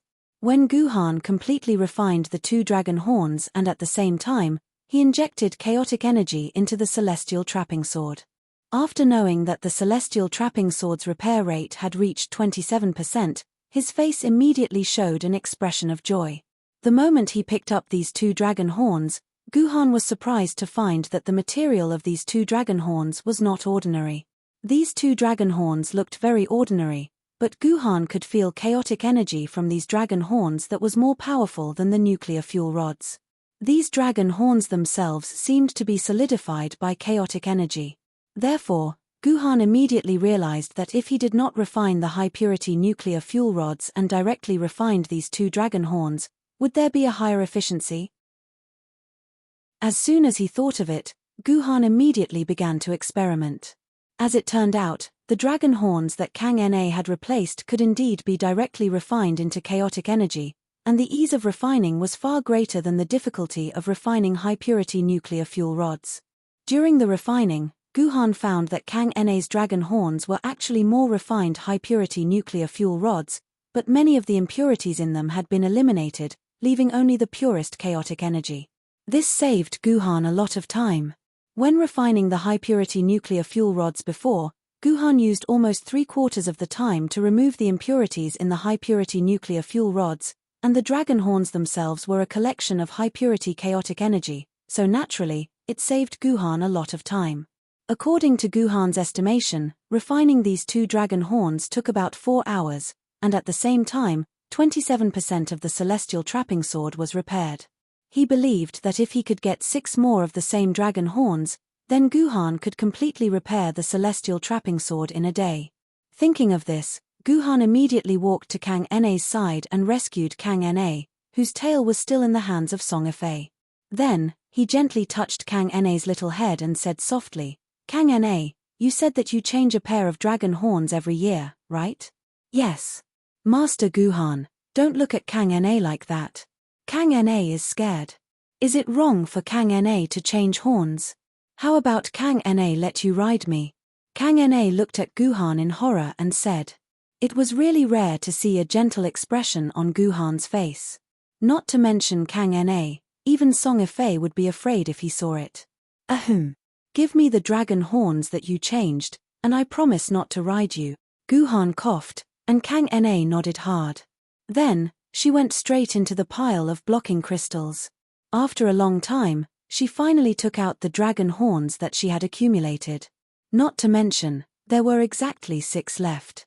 It seemed that these were all the dragon horns that Kang Na had changed in the past 5 years. "You really changed so many." Seeing so many dragon horns with his own eyes, Song Fei could not help but exclaim. Then, he looked at Kang Na and threatened, "You're finished. Your cervical erosion has reached the late stage. Hurry up and hand over your tail, let me treat you." "Whoa. No. Kang Na, I don't want my tail to be grabbed again." Kang Na threw away the dragon horns in her hand and directly rode on Guhan's neck, avoiding Song Fei's naughty hands. "All right, stop scaring Kang Na." Guhan rolled his eyes at Song Fei, then grabbed Kang Na from his neck. This little girl kept saying that she did not want to be Guhan's mount, but now, she was riding on Guhan as her mount. But Kang Na is really sick. Otherwise, why would she change her dragon horns so frequently?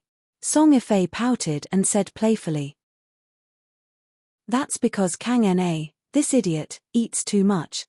Guhan knocked on Kang Na's head and said, "You little idiot, every day, you stuff high-purity nuclear fuel rods into your mouth. The amount you eat in a day is equivalent to the amount you used to eat in a month. The dragon horns on your head were originally formed from the indigestible leftovers after digesting the high-purity nuclear fuel rods. In the past, it took 5,000 years to gather the materials needed for 2 dragon horns, but now, it only took 1 year. Of course, you have to change your horns." Based on the refinement of Kang Na's dragon horns just now, Guhan easily figured out the reason behind it. It turned out that Kang Na had eaten too much. With the other 6 dragon horns that Kang Na had replaced in the past 5 years, Guhan's refinement of the chaotic energy began to go smoothly. Very soon, the celestial trapping sword was restored to 95%. It seemed that in another 10 minutes, the celestial trapping sword could completely return to the level of an emperor sword. At that moment, with the loud sound of gongs and drums outside the warehouse, Ying Zheng's coronation ceremony had begun at the same time. Chapter 1501. Guhan, that guy is about to become the emperor. Are you still not going to show yourself? Song Fei said to Guhan excitedly when she heard the noise outside the warehouse. Unfortunately, Guhan was still immersed in Kang Ene's dragon horn. There was only a little time left before the celestial trapping sword could be repaired. Of course, Guhan would not show up at this time to deal with Ying Zheng. He had to repair the celestial trapping sword first.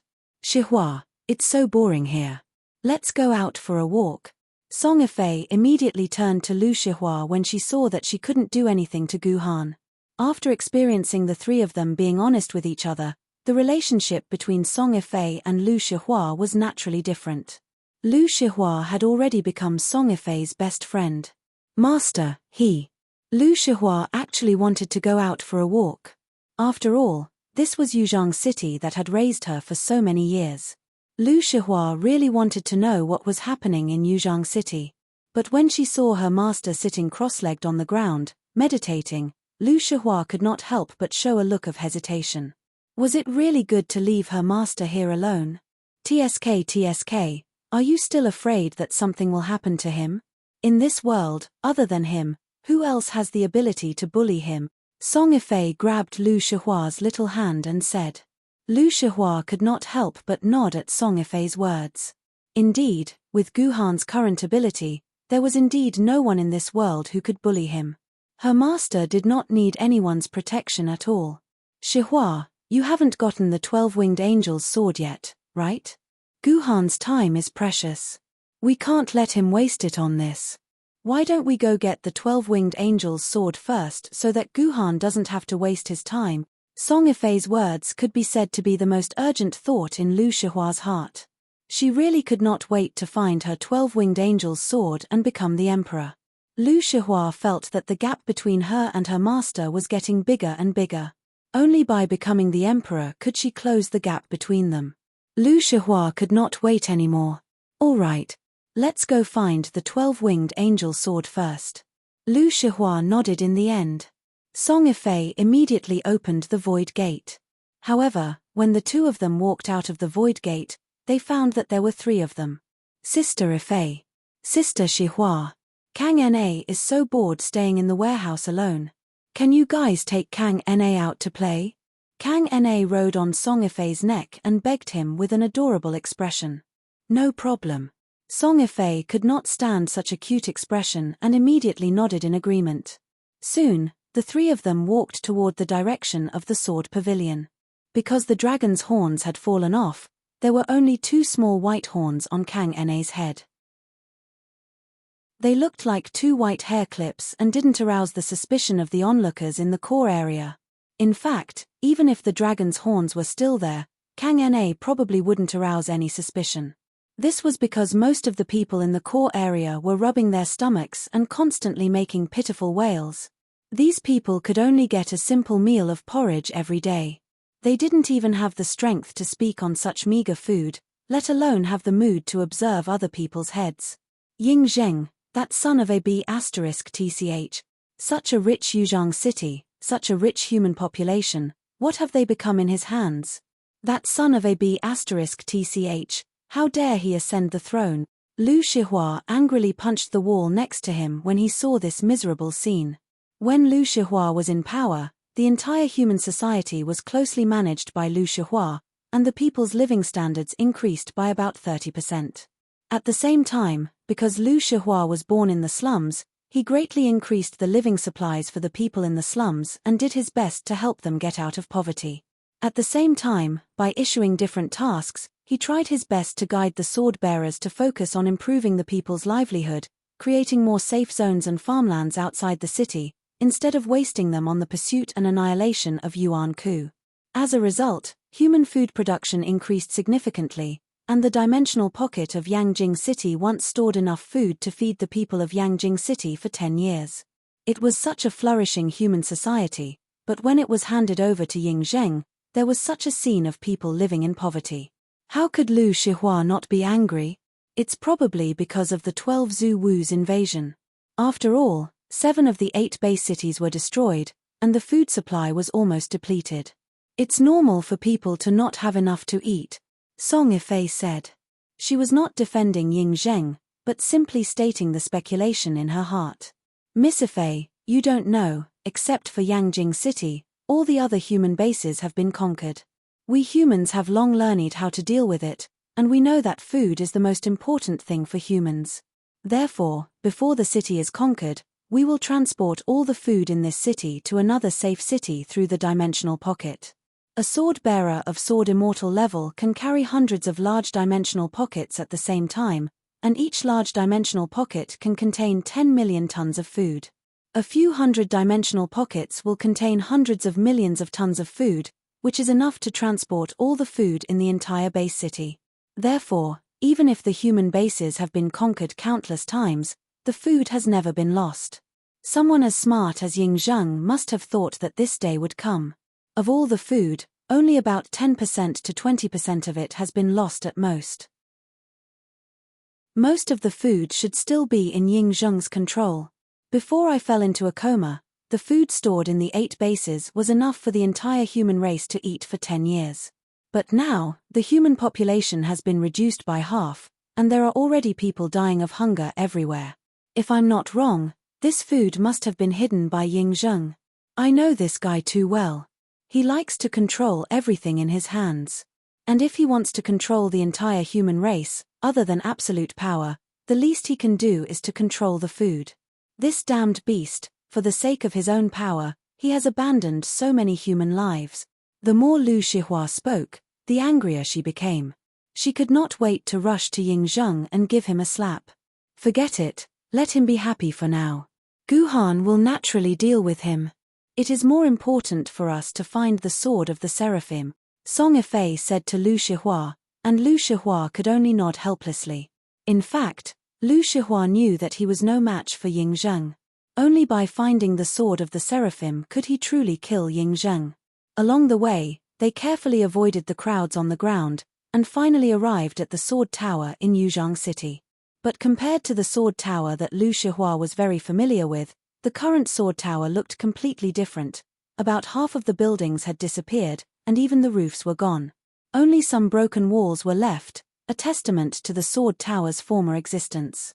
At the same time, Lu Shihua also noticed that there were all kinds of refugees lying on the ground in the ruins of the sword tower. They were huddled tightly on a small piece of ground, leaning against the wall, as if the wall could bring them a little bit of security. Who was it? Who tore down my sword pavilion? Seeing the scene before him, Lu Shihua clenched his fists in anger. As the former sword tower master, although the sword tower had brought Lu Shihua a lot of suffering, it was also the most profound memory in Lu Shihua's life. The sword tower was like Lu Shihua's home. Seeing his home reduced to such a state, one could imagine the anger in Lu Shihua's heart. In the end, before Song Yifei could stop them in time, countless streams of sword chi shot out from Lu Shihua's scabbard, all of them slashing down onto the ground and kicking up a large amount of dust. The surrounding refugees were scared out of their wits as they looked at Lu Shihua and Song Yifei, the two sword wielders who seemed to have gone mad. In fact, Lu Shihua still retained some of his rationality. In the end, he controlled the sword auras to slash at the gaps in the ground. If Lu Shihua had really gone mad, there would have been at least hundreds of casualties in the vicinity. Who is it? Who's causing trouble here? Using sword auras, is he trying to kill people? Naturally, the great commotion in the vicinity of the sword pavilion had attracted the attention of the nearby sword bearers. However, as most of the sword bearers had gone to the imperial palace to attend Ying Zheng's coronation ceremony, only one sword bearer came to deal with the matter. It's him. Seeing the sword bearer who suddenly appeared, Song Yifei and Lu Shihua's faces showed some surprise at the same time. Not only did they know this sword bearer, but they were also old acquaintances. Ku Rokin, it's you. Song Yifei couldn't help but cry out. You know me. Song Yifei knew Ku Rokin, but Ku Rokin didn't know Song Yifei. Firstly, it had been 20 years, and Song Yifei's figure was no longer the same as before. Secondly, the disguise that Guhan put on their faces was still effective. To Ku Rokin, Song Yifei was just an ordinary woman. Ahum, who doesn't know Sword Immortal Baiju's son?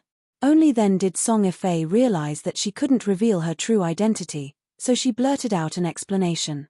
You actually still remember my father. When Ku Rokin heard this unfamiliar woman, Song Yifei, mention his father's title, He immediately sighed with mixed feelings. 20 years had passed, and the leader of Yuzhang City, Sword Immortal Baiju, had long since disappeared from the public's conversation. Apart from the occasional commemorative activities and the idle chatter of the older generation, Sword Immortal Baiju's name had disappeared for a long time. As a result, it had been 34 years since Ku Rokin heard his father's title from a stranger's mouth. Now, he was shocked to find out that there was still someone who remembered his father, and even knew that he was his son. Naturally, all sorts of feelings welled up in him, and his impression of Song Yifei also improved. His attitude softened a little as he asked, "What are the two of you doing here? Why did you hurt someone?" Chapter 1502. We didn't hurt anyone. Look, there's not even a drop of blood around. My daughter controlled herself well just now. Although she released a lot of sword chi, they all hit the ground. She didn't hurt anyone. Song Yifei explained with a smile. At the same time, he turned Lu Shihua into his own daughter. You. Lu Shihua glared at Song Yifei. Song Yifei gave Lu Shihua a look that said, "Be sensible." Because of Guhan's makeup, Song Yifei looked like an old lady in her 60s or 70s, while Lu Shihua looked like a middle-aged woman in her 40s or 50s. They really looked like a mother and daughter. Seeing Song Yifei's look, Lu Shihua could only snort and play along with Song Yifei. "Both of you are sword bearers?" Ku Rokin looked at Song Yifei and Lu Shihua and asked curiously. "Yes." Song Yifei nodded. "Since the two of you are sword bearers, you should know the rules of the sword bearers. Don't throw a tantrum in the future. It would be bad if you hurt others. Take care." Since no one was hurt, Ku Rokin didn't want to care about it anymore. He was ready to leave after saying that. "Wait." Song Yifei grabbed Ku Rokin's arm and asked anxiously, "Brother, can you tell us where the sword ladies are? We are in a hurry to find some." "Why are you looking for sword ladies?" Ku Rokin was shocked and asked with a frown. "It's like this. My granddaughter is already 18 years old. I wanted to see if she had the talent to become a sword bearer, so I wanted to hold a contract ceremony in the sword pavilion to test it out.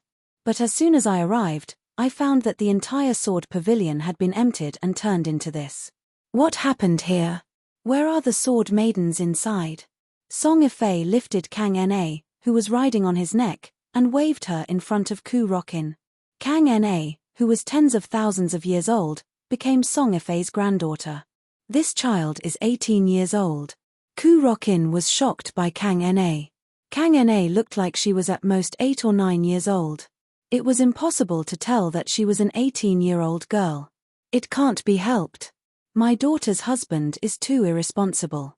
He married my daughter, but he still messed around with other women. As a result, my daughter was heartbroken when she was pregnant. This granddaughter is born with a congenital defect. She's still the same height at the age of 18. The doctor said it's a genetic problem and there's no way to cure it." Song Yifei lied. "I see. If your grandmother and mother are both sword bearers, the chances of your granddaughter being a sword bearer are indeed very high.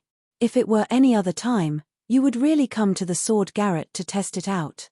But unfortunately, it's all over now. All the natural sword ladies in the sword garret in Yuzhang City have been taken away. If you really want to help your granddaughter synchronize, then write a memorial to His Majesty Ying Zheng and apply for it." Ku Rokin shook his head helplessly. Although Ku Rokin addressed Ying Zheng as His Majesty, his tone was full of sarcasm. Even a fool could tell that he was mocking Ying Zheng. What's going on? Since when do we need Ying Zheng's approval to synchronize the sword bearers? Has Ying Zheng forgotten the rules of the sword committee? Lu Shihua, who had been silent for a long time, suddenly said angrily. "Rules? Rules of the sword committee?" Ku Rokin sneered, then let out a long sigh and said, "Ever since President Shihua died, we humans have no rules. Now that Ying Zheng has ascended to the throne, his rules are our rules. There's no longer any rules of the sword committee. According to the rules set by Ying Zheng, everyone must first become Ying Zheng's people and submit a memorial to him. As for those who want to become sword bearers, they have to go through many twists and turns to apply to Ying Zheng. Only after getting the approval from His Majesty, Ying Zheng, Can they conduct synchronized experiments with the Sword Maiden? This is the new rule, understand? After Ku Rokin finished, his nose twitched. He asked curiously, "These rules have been announced for more than 10 days. Haven't you heard about it?" "No, we just escaped from London yesterday. We were going to fight the 12 ancestors of sorcery, but we found out that the 12 ancestors of sorcery were dead, and Yuzhong City has become like this. We are still confused." Song Yifei squinted and explained. "Now you know it, right? Alright, if you really want your granddaughter to synchronize with the experiment, wait until this farce is over, then submit a memorial to Ying Zheng and wait for his court's approval," Ku Rokin said with a cold smile. "Screw that bullshit memorial. I've never written a memorial to anyone in my life. Ying Zheng is just a guy who's struggling at death's door, and he wants to be my emperor. Dream on." Song Yifei scolded loudly. Her voice was so loud that all the refugees nearby could hear her clearly. Their gazes toward Song Yifei instantly trembled. At the moment when Ying Zheng's authority was at its peak, there was actually someone who dared to scold Ying Zheng in public. This was the first time the refugees had heard of such a thing. Although they really wanted to applaud Song Yifei in their hearts, the refugees could not help but take a step back, instinctively wanting to avoid these two crazy women. "Ku Rokin, do you know where Ying Zheng took the sword ladies?" Song Yifei grabbed Ku Rokin's arm and asked. "How would I know that? You should ask Ying Zheng." Although Ku Rokin said he did not know, his eyes were flickering. However, such a lie was useless in front of Lu Shihua, who had been ruling over mankind for 16 years. Lu Shihua said coldly, "You're lying. You know where the sword ladies are, don't you?" "I don't know, stop torturing me. I really don't know anything." Ku Rokin felt that he was unlucky to have met two crazy women. "Bring us there. We'll clear out all the sword ladies there. Let's see if he still has the guts to ask me to write a memorial." Song Yifei grabbed Ku Rokin's arm and said loudly, "You're crazy, let go of me. I don't want to die with you." Ku Rokin was shocked. He did not dare to continue talking to the two. He pushed Song Yifei's hand away and prepared to leave the place. "I say, Ku Rokin, when did you become such a coward? Where is the fearless Ku Rokin who dared to talk back to Guhan on Chongyang Mountain? How did you become such a coward?" Seeing how terrified Ku Rokin was, Song Yifei was reminded of the time when the three of them roamed Chongyang Mountain together. She could no longer hold back her emotions and scolded him. "What did you say? Who are you? Why do you know all this?" Zhu Luoren's body instantly stiffened. Who were these two women? Not only did they know about his father, but they also knew about him in the past. They even knew about him and Ji Yu Han in the past. Who exactly were these women? "Damn it, Ku Rokin, you've really pissed me off. Look at who I am." Song Yifei could no longer hold it in. She tore off the disguise that was stuck on her face and revealed her original appearance. "Yifei, it's actually you." Zhu Elvren was completely shocked. He never thought that he would be able to see Song Yifei at this time. After disappearing for 20 years, she had returned just like that. 3 months ago, when Ying Zheng retreated to Yuzhong City, he forcefully took control of the Sword Garret. After that, Ying Zheng secretly transferred almost 1 million human elites to the fleeting time gap. At the same time, he also transferred all the human sword ladies there. At that time, Ying Zheng used the excuse that the sword ladies were humanity's greatest treasure and should be stored in the safest place. This was to prevent them from being lost when Yuzhong City fell.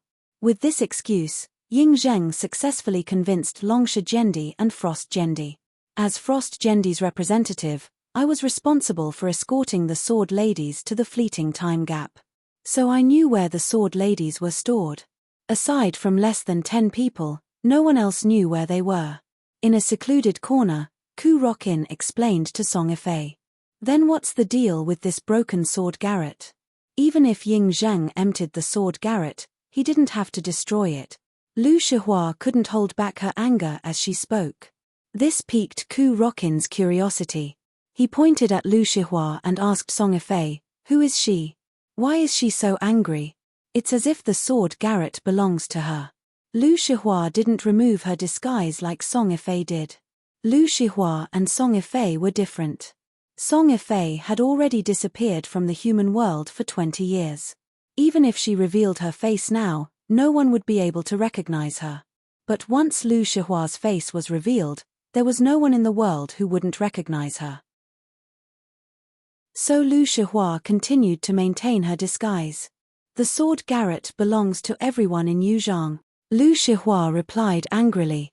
Song Ifei quickly interrupted, she's a friend of mine.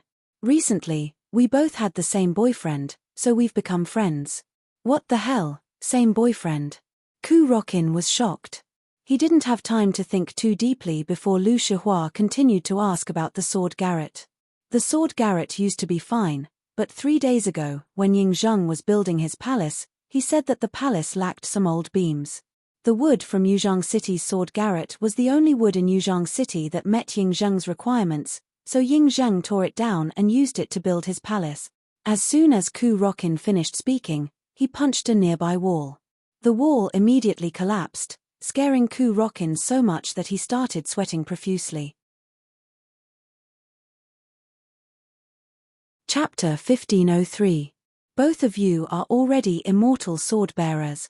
Ku Rokin exclaimed as he looked at Song Ifei in shock after coming out from the Gate of the Void.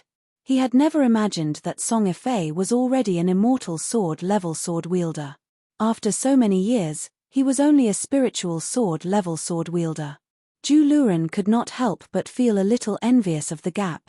Back then, his starting line was far higher than Song Ifei's, but now, the gap between him and Song Ifei was so wide.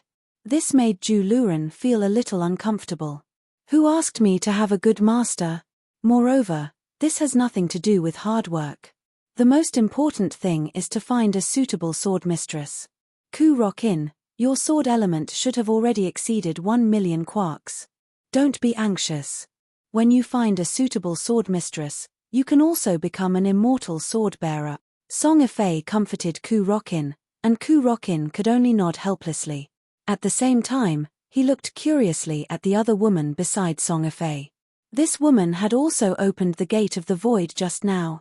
It seemed that she was also an immortal sword bearer. However, in Ku Rokin's memory, he had never seen an immortal sword bearer who looked like this woman. He did not know where she came from. Could it be that she was also Ming Yuan Zhendi's disciple? Although he had such doubts in his heart, time did not allow Ku Rokin to continue thinking. At this time, the three of them had already appeared outside the fleeting time gap. Outside the fleeting time gap, it looked like an ordinary mountain with a small lake next to it. The scenery was extremely beautiful. Other than that, there did not seem to be anything unusual.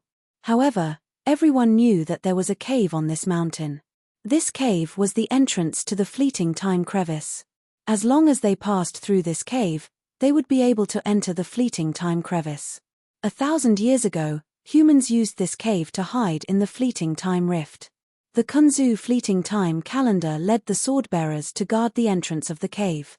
They fought wave after wave of Yuan Ku until the Yuan Ku suffered heavy casualties. However, they were unable to enter the fleeting time rift, so they had no choice but to give up. It was said that in the past, there were only mountains here and no lake. However, because the attack was too fierce, a huge depression was formed in the ground, and the underground water seeped out, forming a small sparkling lake. Are we going to fight our way in?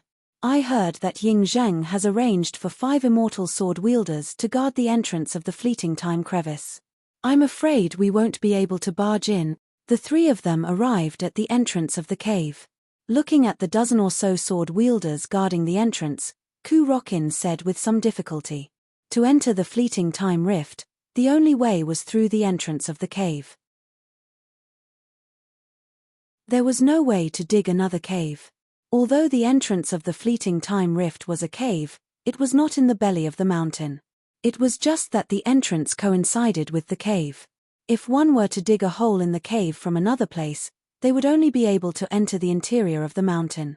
There was no way to enter the fleeting time rift. This was also the reason why Yuenko was unable to break into the fleeting time gap. Otherwise, with the number of Yuenko at that time, not to mention digging a cave, even digging an entire mountain would be a piece of cake for them. Therefore, Other than entering from the front, the three of them had no other way. This is indeed troublesome. Lu Shihua frowned as she looked at the sword-bearers guarding the entrance of the cave. She was not afraid of these immortal sword-wielders. With Lu Shihua's ability, as long as she could join forces with Song Fei, even 5 immortal sword-wielders would not be able to stop her. However, this would definitely arouse Ying Zheng's suspicions. If Ying Zheng sent his subordinates to secretly move the sword ladies away, then Lu Shihua would have to waste a lot of time. "Follow me," Lu Shihua said to the rest after a moment of hesitation. Song Fei naturally followed Lu Shihua without hesitation. However, Ku Rokin felt that something was amiss. This fleeting time rift clearly only had one path, which was the cave. Lu Shihua wanted him to follow, but where could they go? Although he had this suspicion, Ku Rokin could only follow behind Lu Shihua. After walking around in a circle, they came to the back of the mountain, to an empty, flat grassy field. "It's me. Open the door." Just as Zhu Luren stood still, he heard the woman speak in a somewhat familiar voice. This voice was completely different from the voice Zhu Luren had heard from the woman just now. It was a completely different voice. It seemed that this woman who had been hiding had also hidden her voice.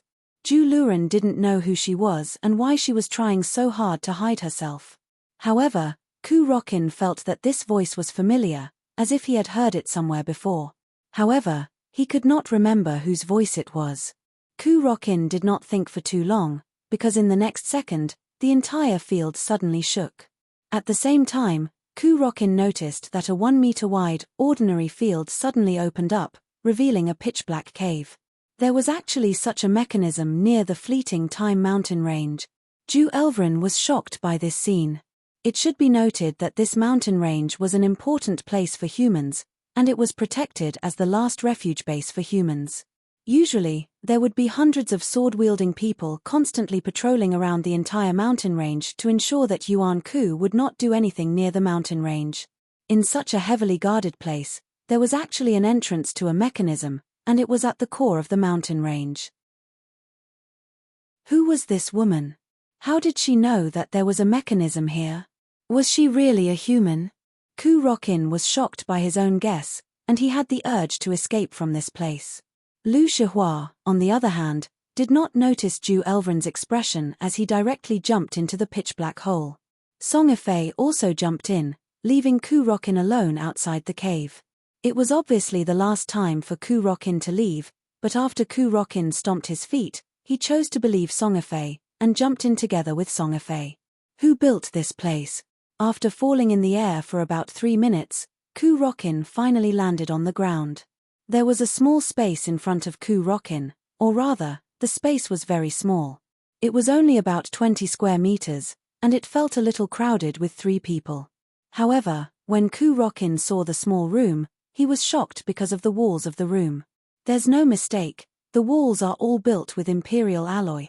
Ku Rokin gently touched the walls, and his eyes became more and more shocked. The walls were all built with imperial alloy. Imperial alloy was a precious alloy that could only be made by emperor sword wielders, and it was usually only used in important places. But here, it was all used to build the walls of the room. If he did not see it with his own eyes, Ku Rokin would definitely not believe his eyes. This is imperial alloy. It's my first time seeing it. After hearing what Ku Rokin said, Song Fei curiously touched the wall, and even rubbed his face against it. Then, he smiled at the other woman and said, "Didn't I hear that imperial alloy is very precious? Isn't it a waste to use it here?" "There's nothing to waste," Lu Shihua said to Song Fei as he operated on an instrument on the wall.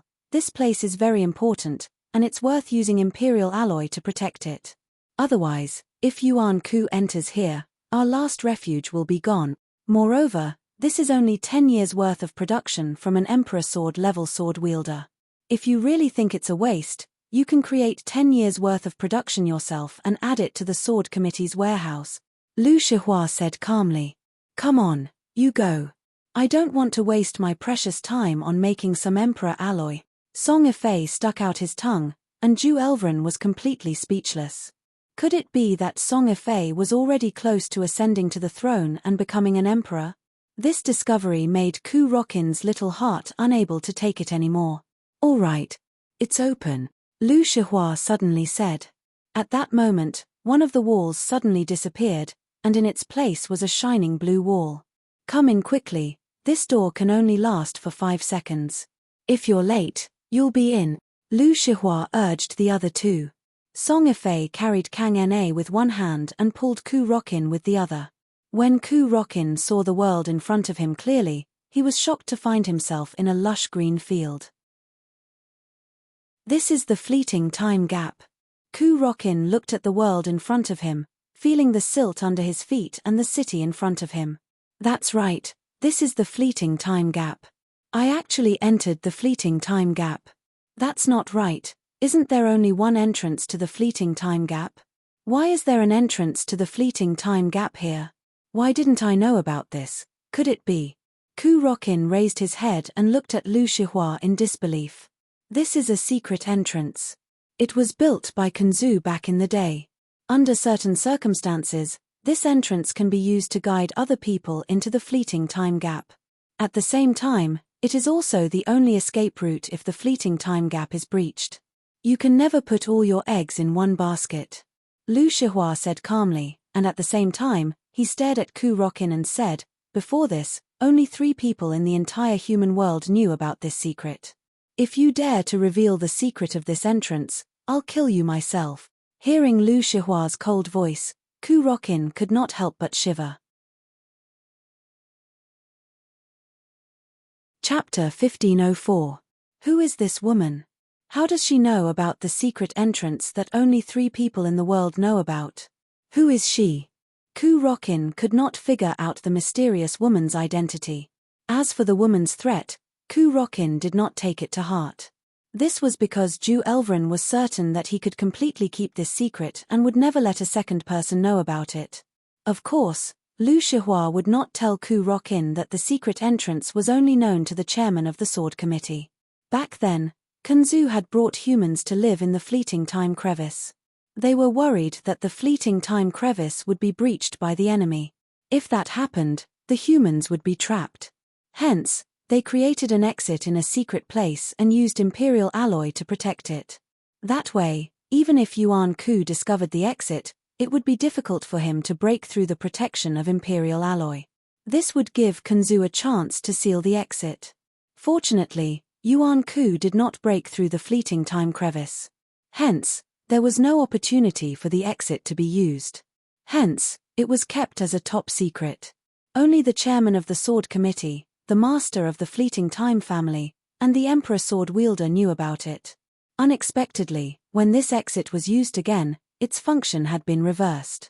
It had become an entrance for Lu Shihua to sneak into the fleeting time gap. If the Sword Ancestor knew about this in the underworld, what would he think? As for Ying Zheng, because Ying Zheng did not use the normal method of handing over the exit, and Liuyan Ling was clearly not interested in telling Ying Zheng about the exit, Ying Zheng was kept in the dark. He did not even know about the existence of the exit. Otherwise, Ying Zheng might have stationed people near the exit. That would be troublesome. In the farmland of the fleeting time crevice, there were fully automated construction machines farming the land. As there was no need to worry about Yuan Ku invading, all the land was fully automated and the machines were in charge of farming. There was no need to worry that the machines would be destroyed by Yuan Ku, so there was no need for anyone to look after the machines. Most of the land in the fleeting time crevice was farmland. Only Fleeting Time City in the middle of the crevice could provide a living for humans. Originally, Flowing Year City was the private property of the Liuyan clan. Only the Liuyan clan's people could enter the city, no one else could. However, since Frost Jendi had taken the initiative to offer the city as a last refuge for humanity, Flowing Time City was now under Ying Zheng's control. It was now being managed by Ying Zheng's trusted aides. Flowing Time City was not a large city, and was designed to have a population of 200,000. With the influx of 1 million people, the entire Flowing Time City became bloated. Just like Yuzhang City, people could be seen setting up tents on the streets. However, compared to the refugees in Yuzhang City, the residents of Flowing Time City were calm despite not having a roof over their heads. Some even had happy smiles on their faces. They were all lucky people. Perhaps it was because of their own abilities, or perhaps it was because they had a direct relative of the swordsman, that they were given a place to stay in Flowing Time City. They were provided with sufficient food every day, and did not have to worry about survival. Naturally, they did not have to worry too much. Comrade Ku Rokin, where do you think Ying Zheng hid the natural sword maidens? Take us there, Lu Shihua said to Ku Rokin. Ku Rokin nodded his head and led Song Ifei and Lu Shihua through the city. After making a few turns, they finally arrived in front of an ordinary-looking 3-story building. I was the one who moved the natural sword maidens here. I don't know if they are still here after that. Ku Rokin laughed bitterly. I'll go take a look. Song Ifei's lips curled into a smile as he entered the void.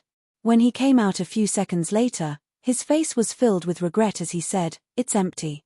There's nothing inside." Ying Zheng is indeed very careful. All the innate sword ladies have been moved away. That's troublesome. Flowing Time City is not big, but it's not small either. There's even a labyrinth-like shelter under the city. Where did Ying Zheng hide the natural sword maidens? Lu Shihua frowned and thought for a moment. He then asked Ku Rokin, "Do you know which 5 sword immortals are guarding this place?" They are. Ku Rokin gave the names of the 5 sword immortals. When Lu Shihua heard Sword Immortal Hu Di's name, his eyes lit up. He had an idea. "Ifei, take Ku Rokin and leave this place." Lu Shihua gave Song Ifei a look. "All right. I'll wake that guy up and tell him to stop sleeping. Ying Zheng is going to be the emperor soon." Song Ifei chuckled and led Ju Elvren, who had no idea what had happened from the beginning to the end, out of the space crack, while Lu Shihua walked straight into the most magnificent building in the space crack. This building was originally the residence of the Flowing Time family in the city. However, it had now become the residence of the 5 immortal sword immortals. "Where does Sword Immortal Hu Di stay?" Lu Shihua asked a staff member who was passing by. "I don't know. I don't know." The staff member was shocked and immediately said with extreme fear, "If you don't tell me, I'll kill you." After being the chairman of the sword committee for so long, Lu Shihua naturally would not be soft-hearted. Together with her ferocious face, she successfully scared the staff member who had intended to be Liu Hulan. The staff member could only resign himself to fate and tell Lu Shihua where Sword Immortal Hu Di was. "Go to sleep first." After Lu Shihua got the answer, she knocked the staff out and threw him into a bush. This way, no one would notice that a staff member had disappeared. Meanwhile, Lu Shihua entered Sword Immortal Hu Di's room through the void. "Is that Sword Immortal Matter?" Sword Immortal Hu Di, who was working in the room, asked casually when he sensed the ripples in the void. Sword Immortal Matter was the one who had the closest relationship with Sword Immortal Hu Di among the 5 immortal sword rank swordbearers who were stationed here. Therefore, he naturally believed that Sword Immortal Matter was looking for him through the void. However, anger surged in Sword Immortal Hu Di's heart at the same time. Although it was very convenient to enter through the void, it was also very rude. If Sword Immortal Matter didn't give him a reasonable explanation, Hu Di wouldn't mind teaching this rude guy a lesson for entering someone else's private space directly through the void. "What are you busy with?" He reached out and grabbed the document on Sword Immortal Hu Di's desk. When he held it in his hand, he saw that it was an article titled "Congratulations on His Majesty's Ascension to the Throne," or more accurately, it was a memorial to the throne. It was a memorial written by Sword Immortal Hu Di to congratulate Ying Zheng on his ascension to the throne. "How dare you? Who dares to barge into my room?" Sword Immortal Hu Di could clearly see that the person who had suddenly entered his room through the void was not Sword Immortal Matter, but an immortal swordswoman whom he had never seen before. He was instantly enraged. At the same time, a cold-looking sword lady also tore through the void and entered the room. At the same time, she stood in front of Sword Immortal Hu Di. This sword lady was clearly Sword Immortal Hu Di's immortal sword lady. "Mage, no matter who you are, since you're here, don't even think of leaving. Just wait for His Majesty the Founding Emperor's punishment." With his sword lady standing in front of him, Sword Immortal Hu Di immediately felt a lot more at ease. Moreover, there were 3 other immortal swordsmen nearby. It would only take a few seconds at most for the other immortal swordsman to rush over. There was no need for him to be afraid of this mysterious fellow who had suddenly appeared. Hu Di, are you so willing to be Ying Zheng's dog? The other party sneered. However, Hu Di's expression changed drastically in an instant. This woman's voice was so familiar that Hu Di would never forget it for the rest of his life. Chairman Shihua. This is Chairman Shihua's voice. Who on earth are you? Sword Immortal Hu Di cried out involuntarily. Lu Shihua no longer concealed her identity. With a jolt of sword chi, the disguise plastered on her face was shaken off. Her beautiful face was directly facing Hu Di as she said, "Look carefully, who on earth am I? Chairman Shihua. It really is Chairman Shihua." Sword Immortal Hu Di's mouth was so wide open that he could swallow a duck's egg. Never in his wildest dreams would he have imagined that Lu Shihua, who had already sacrificed herself for 4 whole years, would suddenly appear before him at this moment. "No, you're a liar. You're not Chairman Shihua. Chairman Shihua has already sacrificed herself. You're trying to deceive me." After the initial shock, Hu Di began to spout nonsense. If he wanted to convince such an experienced and knowledgeable immortal swordsman that he was Lu Shihua, it was clear that just his appearance and voice were not enough. There was no shortage of plastic surgery methods in this world. Go. Sword Immortal Hu Di's reaction was also within Lu Shihua's expectations. She casually flung out 3 beams of sword chi toward Sword Immortal Hu Di, who instinctively raised a close-fitting shield to defend himself. After a series of crashing sounds, the room returned to silence. Sword Immortal Hu Di stared blankly at Lu Shihua in front of him, his expression completely blank. "How is it? You should be able to confirm my identity now, right? If you haven't forgotten what we said when we first met," Lu Shihua said with a smile. Back when Lu Shihua and Sword Immortal Hu Di first met, Sword Immortal Hu Di was still just a sword spirit. At that time, the fearless Sword Immortal Hu Di actually dared to challenge Lu Shihua. In the end, he was sent flying by Lu Shihua's 3 sword strikes. Furthermore, the 3 sword strikes landed in the exact same spot as where Lu Shihua's sword chi had landed. This was something that only Lu Shihua and Sword Immortal Hu Di knew. It was impossible for a third person to know. "Boss, it really is you. Boss, I'm so glad. I'm so glad that you didn't die. I. Sword Immortal Hu Di's emotions began to change rapidly. Tears also began to flow uncontrollably from his eyes. He immediately hugged Lu Shihua's thigh and wailed loudly. "All right, boss, didn't I come back safe and sound?" Lu Shihua smiled bitterly. Who would have thought that the usually stern Sword Immortal Hu Di would be so good at crying? His tears were almost as much as when he and his master had reunited. Chapter 1505. Sword Immortal Hu Di was Lu Shihua's trusted aide. Around 12 years ago, Sword Immortal Hu Di had just become a spirit sword wielder. Who knows where he heard that Lu Shihua had relied on Guhan to become the chairman of the Sword Council. The young and frivolous Hu Di actually challenged Lu Shihua to a duel. Of course, Sword Immortal Hu Di requested that Lu Shihua not use immortal sword wielder swordwomen. At the same time, Sword Immortal Hu Di was limited to 1 million quarks. Originally, Lu Shihua had no interest in such a boring challenge. However, Lu Shihua was in a bad mood and drank quite a bit. In the end, he accepted Sword Immortal Hu Di's challenge. With just 3 strikes, he defeated Sword Immortal Hu Di. From then on, Sword Immortal Hu Di was completely convinced of Lu Shihua's strength. He became one of Lu Shihua's most capable right-hand men. Later on, he even became an immortal sword wielder. So when Lu Shihua heard that Sword Immortal Hu Di was still here, he immediately felt relieved. He took the initiative to find Sword Immortal Hu Di, hoping that he could help him find the 12-winged angel sword. Next, Lu Shihua simply told Sword Immortal Hu Di about how he was framed by Ying Zheng, how he was saved by Ming Yuan Jiendi, and how he was resurrected. However, Lu Shihua hid Guhan's existence. He only said that he had recuperated in Mingyuan City for 5 years and only returned after his body had fully recovered. Lu Yin, that bastard. He lied to me and said that he received your last words. He wanted me to do my best to help him.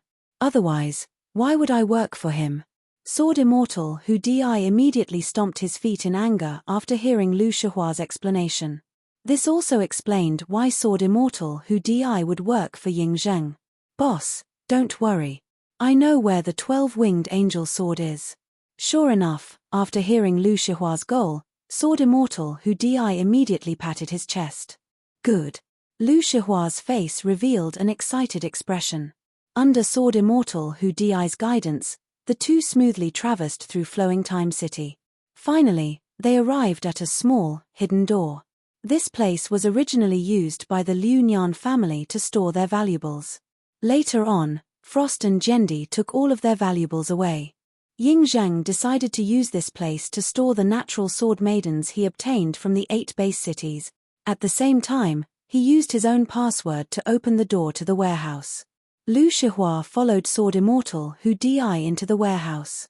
Why is it so dark here? Hudi, turn on the light. Lu Shihua, who had just entered the warehouse, noticed that it was unusually dark. It was so dark that he could not even see his own fingers. My apologies. Lord Lu Shihua. Sword Immortal Hu Di's voice suddenly sounded like he was gnashing his teeth. Lu Shihua immediately knew that something was amiss. She immediately opened a void door and prepared to leave, but she was ultimately too late. Lu Shihua felt the world spin around her as though her entire body was being disintegrated. When she saw light again, she realized that she was already in a mountain valley. This is a brand new dimensional rift. Lu Shihua sensed the space around her and was shocked to discover that she had actually arrived in a brand new dimensional rift. This dimensional rift was completely different from the flowing time rift, and it was a dimensional rift that did not exist in human records. Hu Di, you actually used a quantum teleportation array to ambush me. When Lu Shihua discovered that this was a brand new dimensional rift, she immediately shouted angrily at her surroundings. Lord Shihua is indeed impressive. You reacted immediately.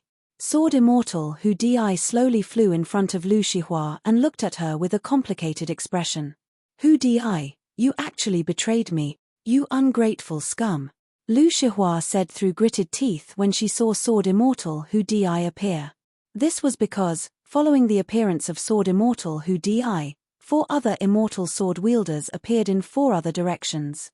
These 5 people surrounded Lu Shihua tightly, not giving him any chance of escape. Lu Shihua did not attempt to escape through the void door because she knew that this was a dimensional rift. Although she could use the void door in a dimensional rift, the void door's range was limited to the dimensional rift. In other words, Lu Shihua could only use the void door to move around in this narrow dimensional rift. There was no way for her to escape through the dimensional rift. Master Shihua, you're wrong. I didn't lie to you. This is where the natural sword lady is kept. The natural sword lady is right there. Hu Di pointed at a thatched hut on a hill not far away and said. Without another word, Lu Shihua appeared next to the thatched hut in the next second.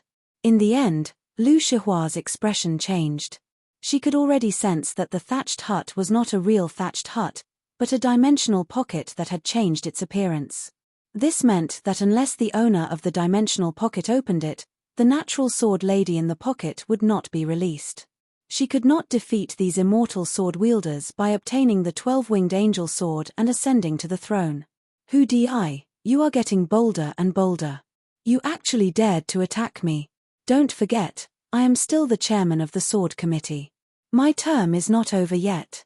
That Ying Zheng is just a bastard who did not go through the proper legal procedures, Lu Shihua said fiercely as she looked at Hu Di.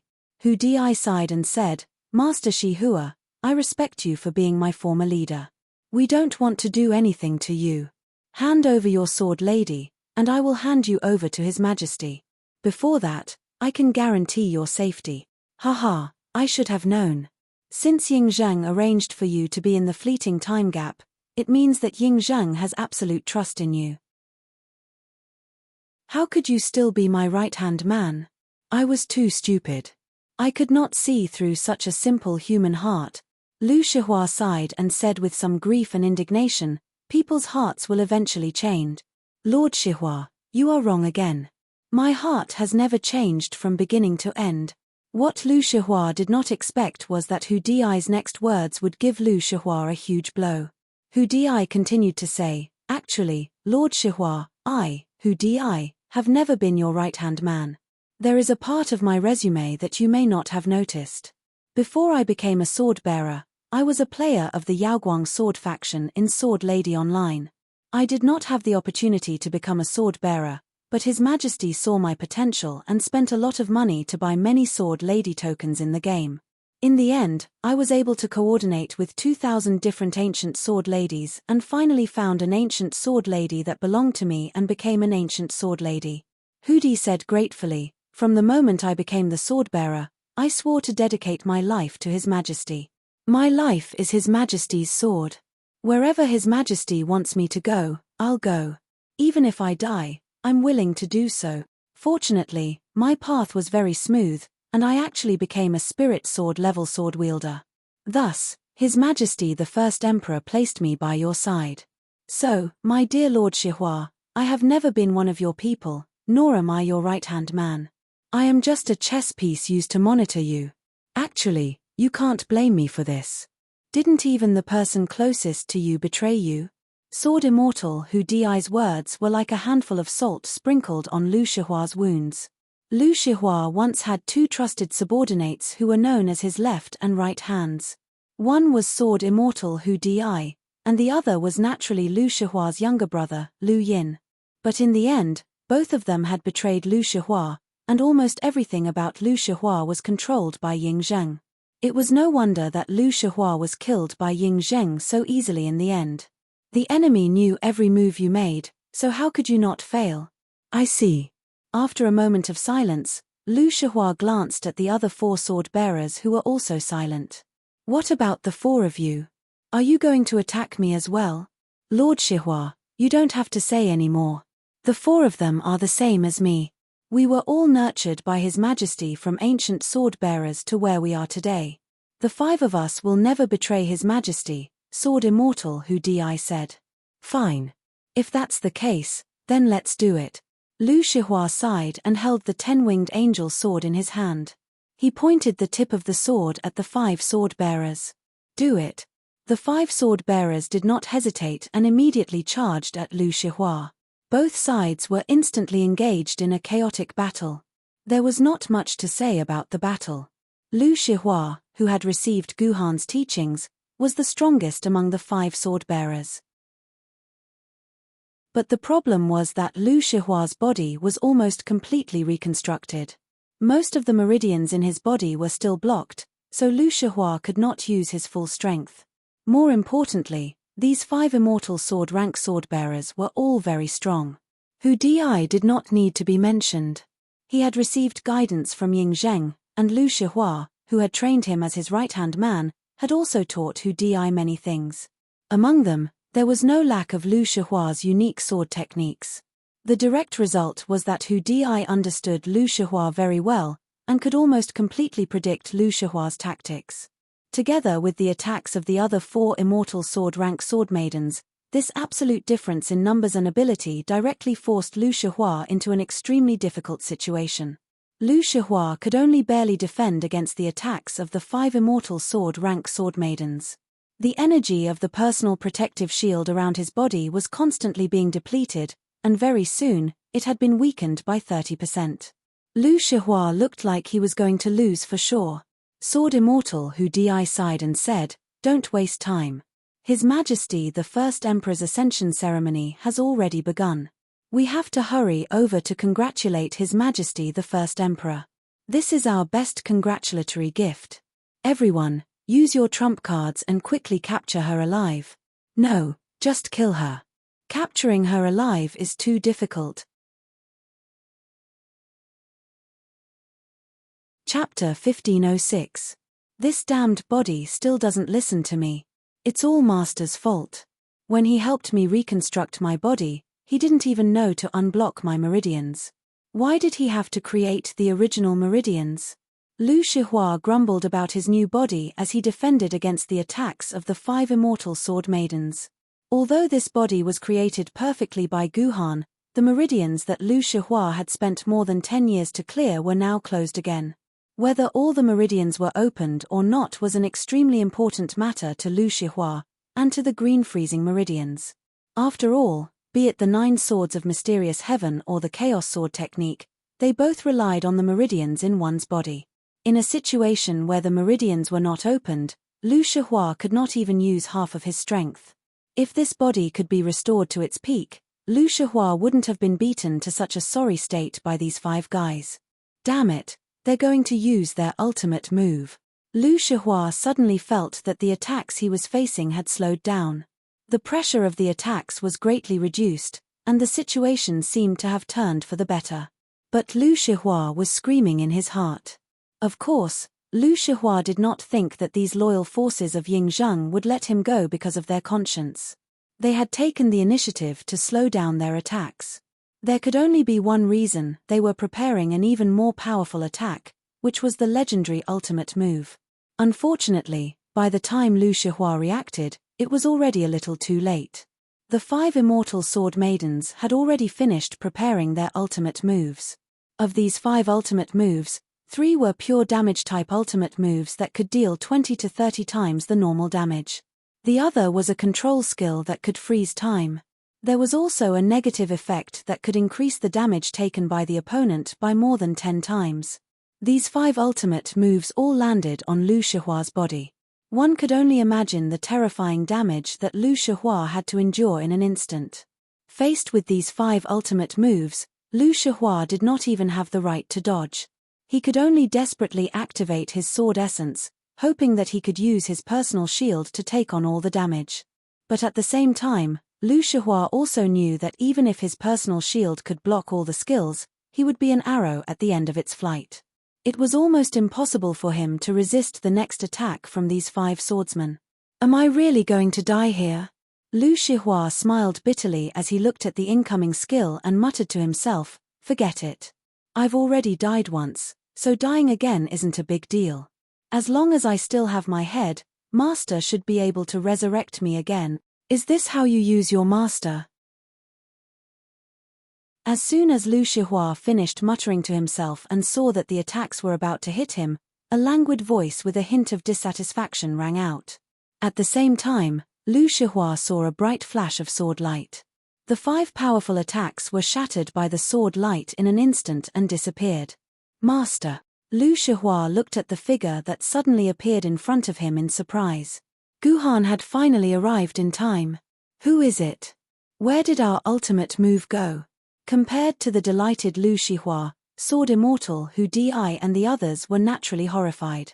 Their 5 powerful moves, which seemed to look down on everything in the world, disappeared without a trace in the blink of an eye. Until now, they still had not figured out how their ultimate move had disappeared. They only felt a dazzling flash of light and everything was gone. Is this how you treat your chairman of the Sword Committee headquarters? You're rebelling, do you understand? You'll be beheaded if you rebel. The man who appeared in front of the 5 swordsmen said. Among the 5 sword-bearers, 4 of them did not recognize who this man was at first glance. After all, it had been 20 years since Guhan's name had spread far and wide. A famous figure 20 years ago had slowly been forgotten by most people 20 years later. Only Sword Immortal Hu Di reacted immediately. He looked at the man and trembled all over. He forced out a few words from his throat. Sword Immortal Hong Jun, your Sword Immortal Hong Jun, that's right, there's still one who knows me. Guhan nodded with a gratified expression. Of course I know you. A bitter expression appeared on Sword Immortal Hu Di's face as he said, when I was with Master Shihua hung your photo in his office. There were more than 10 meticulously framed photos hanging there. I look at them almost 100 times every day. I'll never forget them for the rest of my life. How could I not recognize you, Sword Immortal Hong Jun? Is that so? You actually hung Master's photos all over your office. Should I collect some copyright fees from you? Hearing Sword Immortal Hu Di's words, Guhan turned around with a smile and asked Lu Shihua behind him. What copyright fees? Everything belongs to me, master. Master, if you like it, you can have it, Lu Shihua said with his head lowered. His words could be said to be very meaningful. All right, I don't have time to argue with you. Seeing that you're all humans, hand over your sword ladies, hand over your dimensional pockets, and stick this talisman on your body. I'll spare your lives. After you've been modified, I'll set you free. After all, every immortal sword tier sword wielder is very important now. I don't want to go on a killing spree and cause internal strife among humans. Guhan looked at the 5 of them and said calmly. His tone was much more domineering than Sword Immortal Hu Di's earlier persuasion. Sword Immortal Hu Di seemed to want to say something, but the other 4 immortal sword tier sword wielder didn't say anything. They controlled their sword ladies to attack Guhan at the same time. These guys had seen some information about Guhan on the internet and knew that the internet praised Guhan as the strongest sword wielder after Kunzu. He was even comparable to Zhe Tianjendi. But these immortal sword tier sword wielder who hadn't experienced Guhan's power at his peak would never believe these discussions on the internet. They only felt that their predecessors were exaggerating. If the 5 of them could beat up Lu Shihua, who was known as the strongest immortal sword tier sword wielder, they could also beat up this man. Among the 5 of them, only Sword Immortal Hu Di had a better understanding of Jiyu Han. After all, he had been with Lu Shihua for a very long time. Through Lu Shihua's usual words and actions, Sword Immortal Hu Di clearly knew just how terrifyingly powerful his master, whom Lu Shihua revered so much, was. Originally, Hu Di wanted to play around a little longer. Fortunately, he had secretly informed Ying Zheng and let Ying Zheng deal with Guhan. Unfortunately, his 4 companions were a little too fast. As a result, Sword Immortal Hu Di could only follow the 4 of them. At the same time, he prayed in his heart that this Guhan's power would definitely be exaggerated. All the discussions on the internet were just nonsense. Guhan was only slightly stronger than the average immortal sword tier sword wielder. Although Sword Immortal Hu Di kept praying in his heart, reality was very cruel. The attacks of the 5 of them didn't even need to be described in 100 words. With just 5 strikes, the sword ladies' personal shields were broken by Guhan. At the same time, all their durability was cut off. Finally, they fell to the ground, becoming long swords riddled with scars. However, Guhan had controlled the size very well. The damage was just enough to force the sword ladies back into their sword forms, but not enough to break them.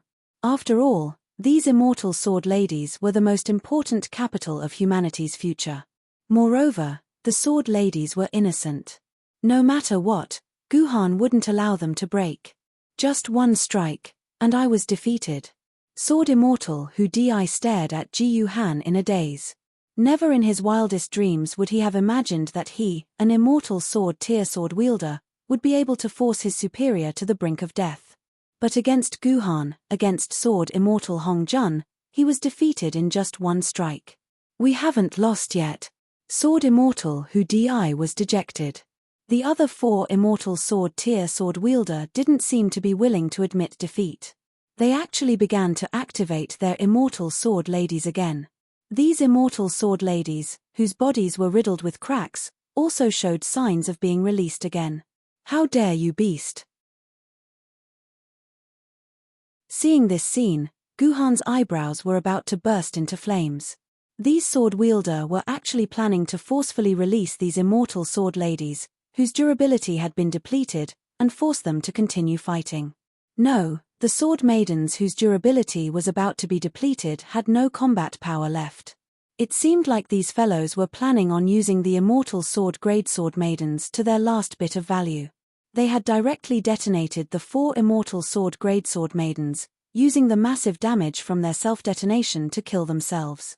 But once they self-destructed, these sword ladies would definitely be broken into countless pieces. When that happened, they probably wouldn't even have the chance to revive. These guys no longer cared about the lives of their own sword ladies. How could Guhan, who viewed sword ladies as humanity's most important partner, Allow such a thing to happen? TSK. Guhan snorted coldly. At the same time, he drew the Qing Pin sword, the past water sword, the heavenly sword, and the Duyu sword from his waist. At the same time, 4 void gates opened. These 4 sword ladies entered the 4 void gates. In a thousandth of a second, the exit of the void gate opened. Piercingly cold sword light flashed in the void, and 4 heads flew high into the air. Fresh blood sprayed all over the ground. The immortal sword ladies, who were about to self-destruct, finally calmed down. This was because their sword-bearers were dead. Shameless heads fell to the ground. I originally wanted to spare your lives and let you continue to serve humanity. Now, it seems like it was unnecessary. Guhan sheathed the 4 sword ladies, and the dimensional rift once again calmed down. Chapter 1507. Sword Immortal Hong Jun. Your sword Immortal Hong Jun. You're not dead. You're still alive. Sword Immortal Hu Di muttered to himself as he trembled in fear when he saw 4 immortal level swordbearers die under Guhan's sword in an instant. That's right. I've returned alive. I'm here to settle the score with your master, Guhan said with a smile. Why didn't you kill me? Sword Immortal Hu Di saw that his 4 companions' necks had been separated from their bodies, but his head was still attached to his neck. Although he was terrified, he couldn't help but ask Guhan this question. It's simple. To humans nowadays, every immortal level swordbearer is extremely important. Even if you're Ying Zheng's subordinate, as long as you're willing to turn over a new leaf, I can spare your life, Guhan said calmly. Then why did you kill the 4 of them? One of them was even more powerful than me. They should be more useful than me. Sword Immortal Hu Di asked again. These 4 pieces of trash actually wanted the Sword Maiden to self-destruct. They've already lost all meaning in living. They had to die. You're different. I can tell that you still maintain the attitude of a swordbearer towards your Sword Maiden. That's why I spared your life, Guhan said. I think you want to keep me alive so I can help you open that dimensional pocket. Sword Immortal Hu Di suddenly revealed a cold smile. He looked at the straw hut nearby and said loudly, Stop your wishful thinking. This dimensional pocket belongs to His Majesty Ying Zheng. Only His Majesty Ying Zheng can open this dimensional pocket. It's useless for you to keep me alive. Just kill me. Is that so? A playful smile appeared on Guhan's face. Lu Shihua's expression dimmed. After a moment of hesitation, he said, Master, why don't we forget it? Since this dimensional pocket belongs to Ying Zheng, it can only be opened by wearing it down with time and the Emperor's blood. We don't have any more time now. It is more important for me to stop Ying Zheng's ascension ceremony. I don't mind waiting for a little while longer. It's best if you hide in some hidden dimensional rift and never come out. I'm doing this for your own good. If you go after His Majesty Ying Zheng, only death awaits you. Furthermore, His Majesty Ying Zheng won't let you off either. If he knows that 4 of his subordinates have died by your hands, he'll definitely hunt you down endlessly. Hurry up and hide. That way, you'll be able to preserve your lives. Consider this a piece of advice from me before I die. Sword Immortal Hu Di suddenly struggled as he spoke. It could be seen that Sword Immortal Hu Di's words were sincere advice. In Sword Immortal Hu Di's heart, Guhan was naturally no match for Ying Zheng. Ying Zheng's current strength was equivalent to the strength of 24 Zhu Wus. Guhan and Lu Shihua were only immortal sword wielders. How could they be a match for such a terrifying Ying Zheng? Therefore, Sword Immortal Hu Di naturally believed that Guhan would lose without a doubt. Hearing Sword Immortal Hu Di's sincere words, Guhan and Lu Shihua couldn't help but laugh. After a moment of silence, Guhan suddenly asked with interest, I'm the murderer who killed 4 of your friends. Why are you still reminding me of this? I'm not reminding you. I'm reminding Lord Shihua. Sword Immortal Hu Di lowered his head and said, After all, I've been with Lord Shihua for more than 10 years. Me. Guhan sneered. How do you know that I'm no match for that bastard Ying Zheng? How do I know that I'm no match for him? His Majesty Ying Zheng has already fused with the blood beads of the 12 Zhu Wu. His strength is equivalent to the strength of 24 Zhu Wus. If you go there, you'll only be sending yourselves to your deaths. Of course, you're no match for His Majesty. Sword Immortal Hu Di said matter-of-factly. Heh, what a joke. Ying Zheng actually has the cheek to say that he's already fused with the blood beads of the 12 Zhu Wus. I'm afraid that the 12 Zhu Wus have already devoured his body. Guhan couldn't help but smile coldly. Others might not know the ins and outs of Ying Zheng, but Guhan, who had obtained the Sage's relic, knew everything about Ying Zheng. How could the 12 Zhu Wus be defeated so easily? They merely wanted to borrow Ying Zheng's body to become natives of this world and cast aside the filthy control.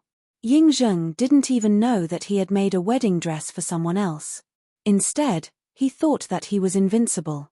What a joke. Forget it. Let's not talk about whether or not I'm a match for Ying Zheng.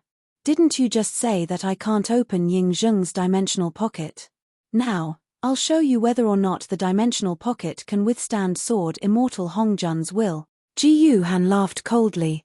Under the watchful eyes of Sword Immortal Hu Di, he appeared out of thin air in front of the thatched hut. He gently stroked the walls of the thatched hut. In the next second, the entire thatched hut began to crumble. What? Sword Immortal Hu Di was completely stunned.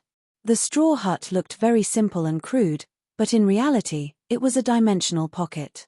Even if the heavens fell and the earth caved in, the walls of the straw hut would not be damaged in the slightest.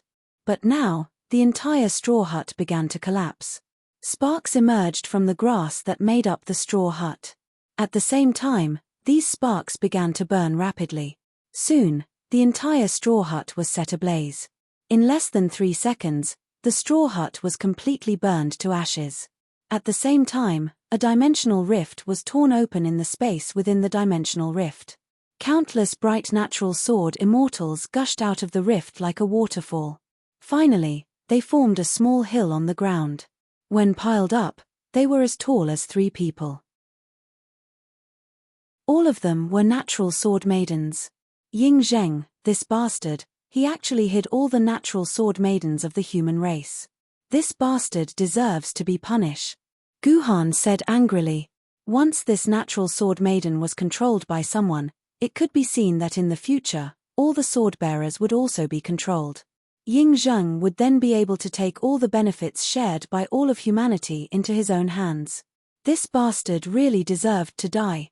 The dimensional pocket has been opened. Sword Immortal Hu Di suddenly slumped to the ground. No matter how he thought about it, he could not understand how this seemingly foolproof dimensional pocket could be opened so easily by Guhan. This was a dimensional pocket that could only be forcibly opened with Emperor blood and time. How could it be like this? This consciousness fragment really has endless uses, Guhan said as he sensed his own consciousness fragment. Guhan originally also felt that it was impossible to forcibly open the dimensional pocket in a short 3 seconds. However, in the memories of the Saint Relic, there was a set of methods to control the dimensional space.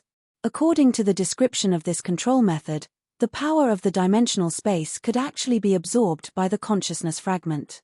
Therefore, as long as one used the consciousness fragment to absorb the power of the dimensional space, any dimensional space would be defenseless in front of the consciousness fragment and could be opened.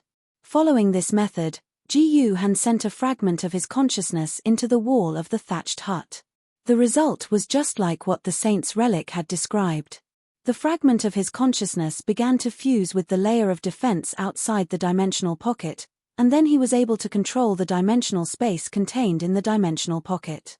Ji Yuhan had used less than 10 fragments of his consciousness in total, and he had successfully opened the dimensional pocket left behind by Ying Zheng, which was said to be foolproof. Found it.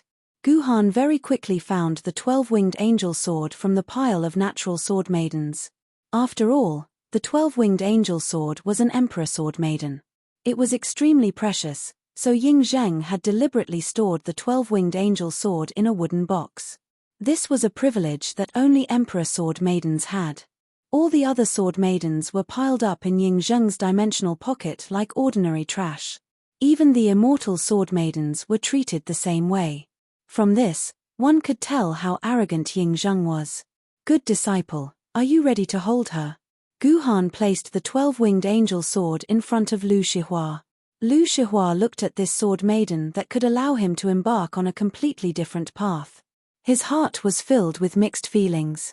As long as he held this sword hilt, he would stand at the peak of humanity. He could call himself emperor. Disciple, I'm ready. Lu Shihua took a deep breath and nodded. Very good. Ji Yuhan's expression was serious as he said, Disciple, don't let your guard down. After you hold onto this emperor's sword, you still have to go through the 9-region struggle for supremacy before you can truly ascend the throne. This is a battle of the heart. If you can't maintain your true self in the 9-states competition, you will be lost in the power of emperor swords. Even if you become an emperor sword wielder, you will still lose your true self. Guhan's words made Lu Shihua's heart skip a beat. It was different from the synchronization of a normal sword wielder. The synchronization of emperor sword maidens still had to go through the 9-states competition. None of the emperor sword wielders were able to give a standard answer to the specific situation of the 9 provinces deer chase.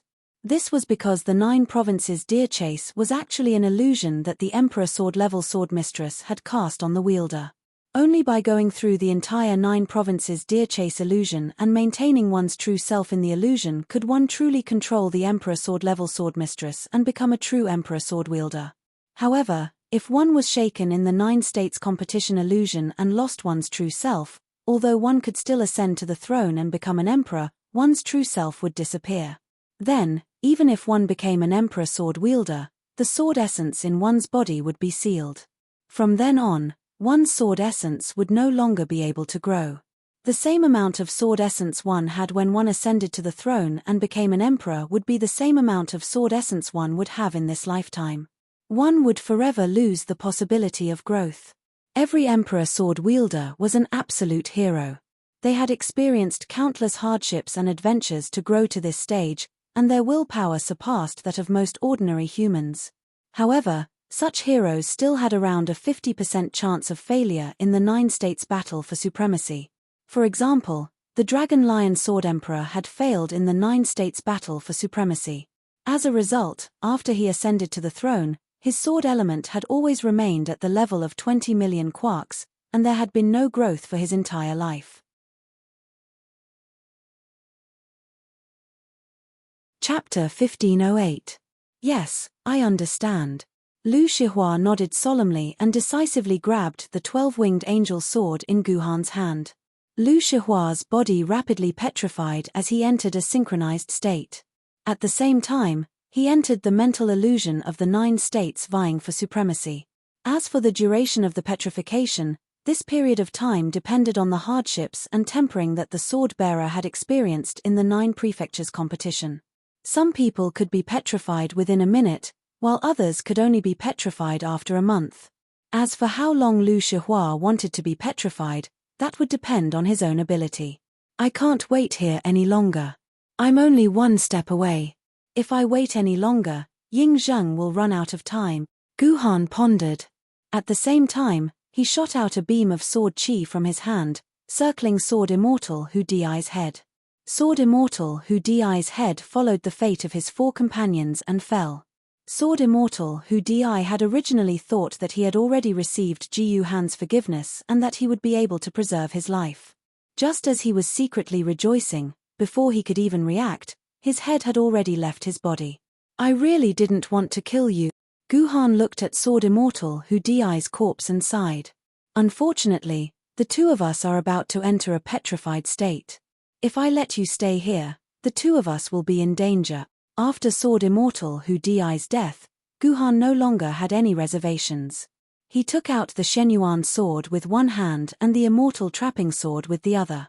At that moment, the Immortal Trapping Sword only had a tiny bit of chaos power left before it could be completely repaired. And this tiny bit of chaos power was hidden in Guhan's hand. The reason why Guhan didn't inject the last bit of chaos power was because he was afraid that he would enter a petrified state when he held the Immortal Trapping Sword. Now that everything was ready, Guhan let go of all his reservations and injected the last bit of chaos power into the Immortal Trapping Sword. In the dimensional rift, 2 stone statues, one male and one female, stood on a hill. Suddenly, a golden pillar of light shot out from one of the female stone statues. This golden pillar of light penetrated the dimensional rift and shot into the boundless sky, dyeing the originally blue sky a golden color. At the same time, countless phantoms of phoenixes and dragons began to revolve around the golden light pillar. Countless strange phenomena appeared at that moment. These were the strange phenomena of an emperor ascension. This meant that another emperor sword wielder had been born. Master, your disciple has succeeded. Your disciple has passed the chaser of the 9 states. Lu Shihua turned back into his human form. At the same time, he happily said to Guhan beside him. However, at this time, Lu Shihua also discovered that his master had actually turned into a stone statue. Master actually didn't wait for me. Does he not have confidence in his disciple? Lu Shihua pouted and thought to himself. Just as he was about to wait for his master to complete the chaser of the 9 states, Song Ifei's voice suddenly sounded in Lu Shihua's ear. Lu Shihua, have you succeeded in becoming an emperor? Song Ifei asked with jealousy and congratulation. Yes. Lu Shihua grunted. That's enough. Ying Zheng has already started to go crazy. Quickly come out and stop him. Otherwise, everything will be too late. Song Ifei hurriedly urged. Got it. Lu Shihua responded and glanced worriedly at Guhan, who was still in a petrified state. Master is so strong. It should be impossible for him to not be able to handle the chaser of the 9 states. I'd better deal with Ying Zheng first. With that thought in mind, Lu Shihua left the dimensional rift and charged toward Yuzhang City. At this time, Guhan was not as relaxed as Lu Shihua imagined. In fact, Guhan was in a somewhat difficult state because Guhan was now dealing with the entire demon race's heavenly court. After entering a state of synchronization with the Shenyuan sword and the celestial trapping sword, when Guhan opened his eyes again, he found himself in a wild world. The shortest tree in this world was as high as a 10-story building, and the tallest tree was so high up in the clouds that it was impossible to see the top of the tree with the naked eye. At the same time, there was a phoenix, which was known as the divine bird in later generations, which was rarely seen in 1,000 years. At this time, it was like an ordinary crow or sparrow, flying freely in the sky.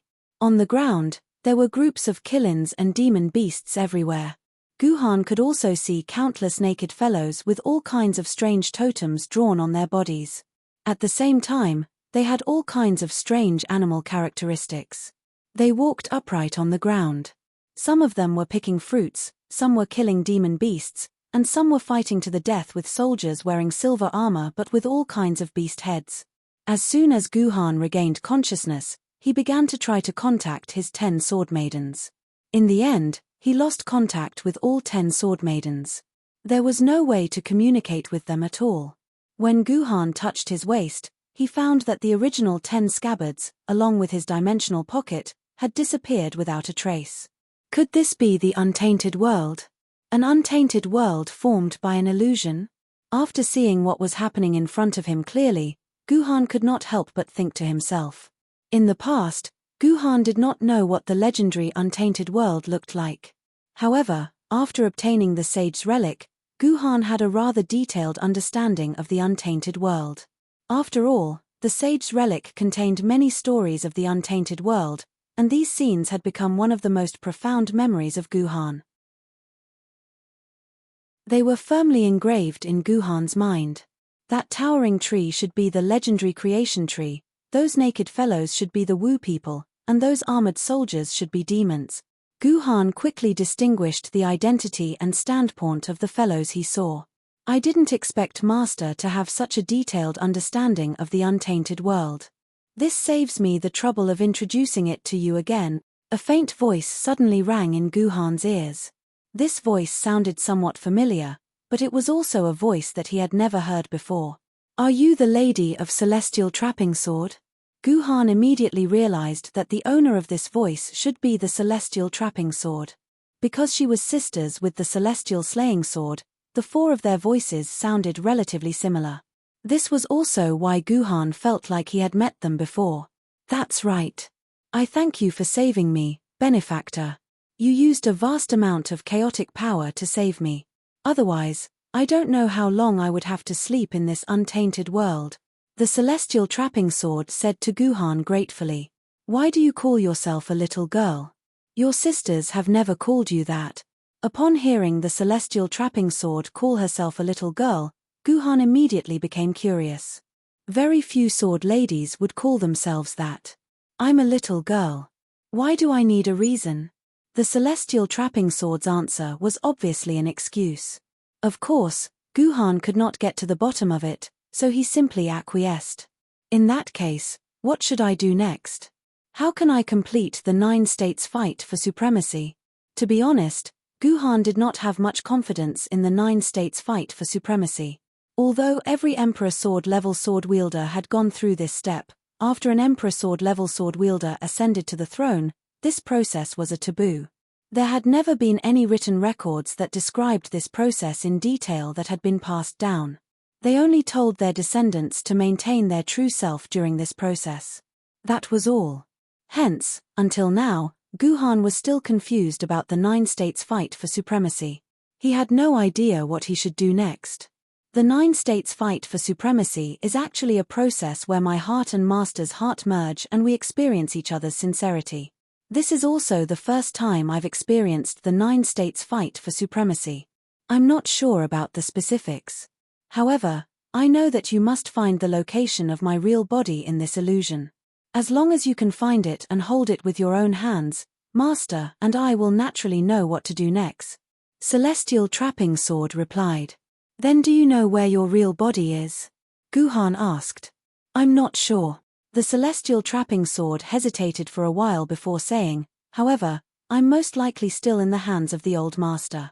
In other words, I'm in the hands of the Grandmaster of Heaven. Ji Yuhan raised his eyebrows. All along, Ji Yuhan had been very curious about sect leader Tongtian, the big boss behind the scenes. Although there were many memories about sect leader Tongtian in the Saint Relic, Ji Yuhan was still curious about him.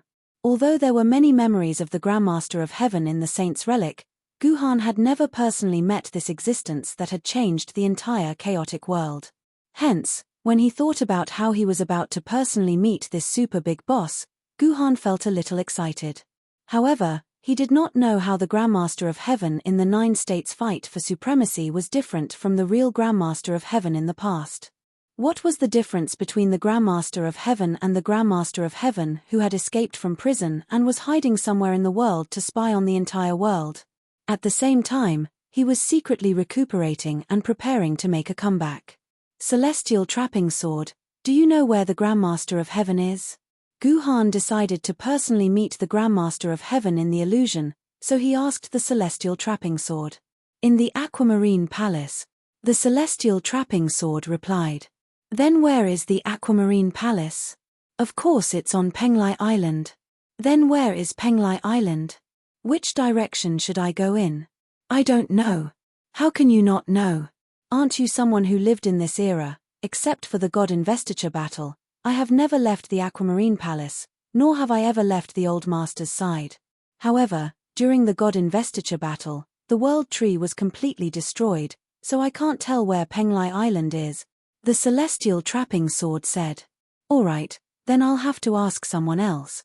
Guhan shrugged and his eyes fell on a novice wizard who was chopping wood not far away.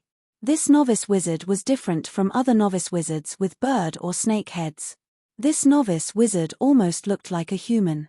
If it were not for the Qiangliang tribe's totem painted on his body, Guhan would have thought that this guy was a real human.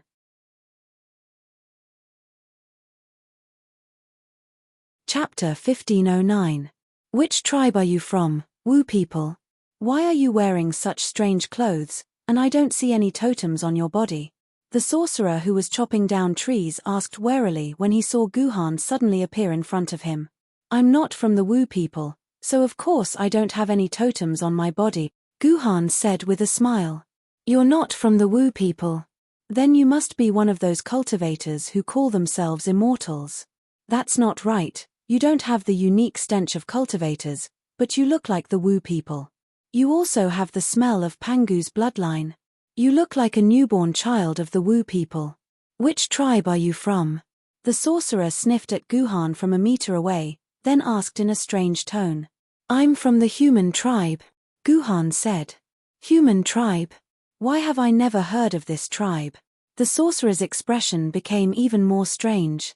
It turned out that the time in this illusion was before goddess Enviwa had created humans.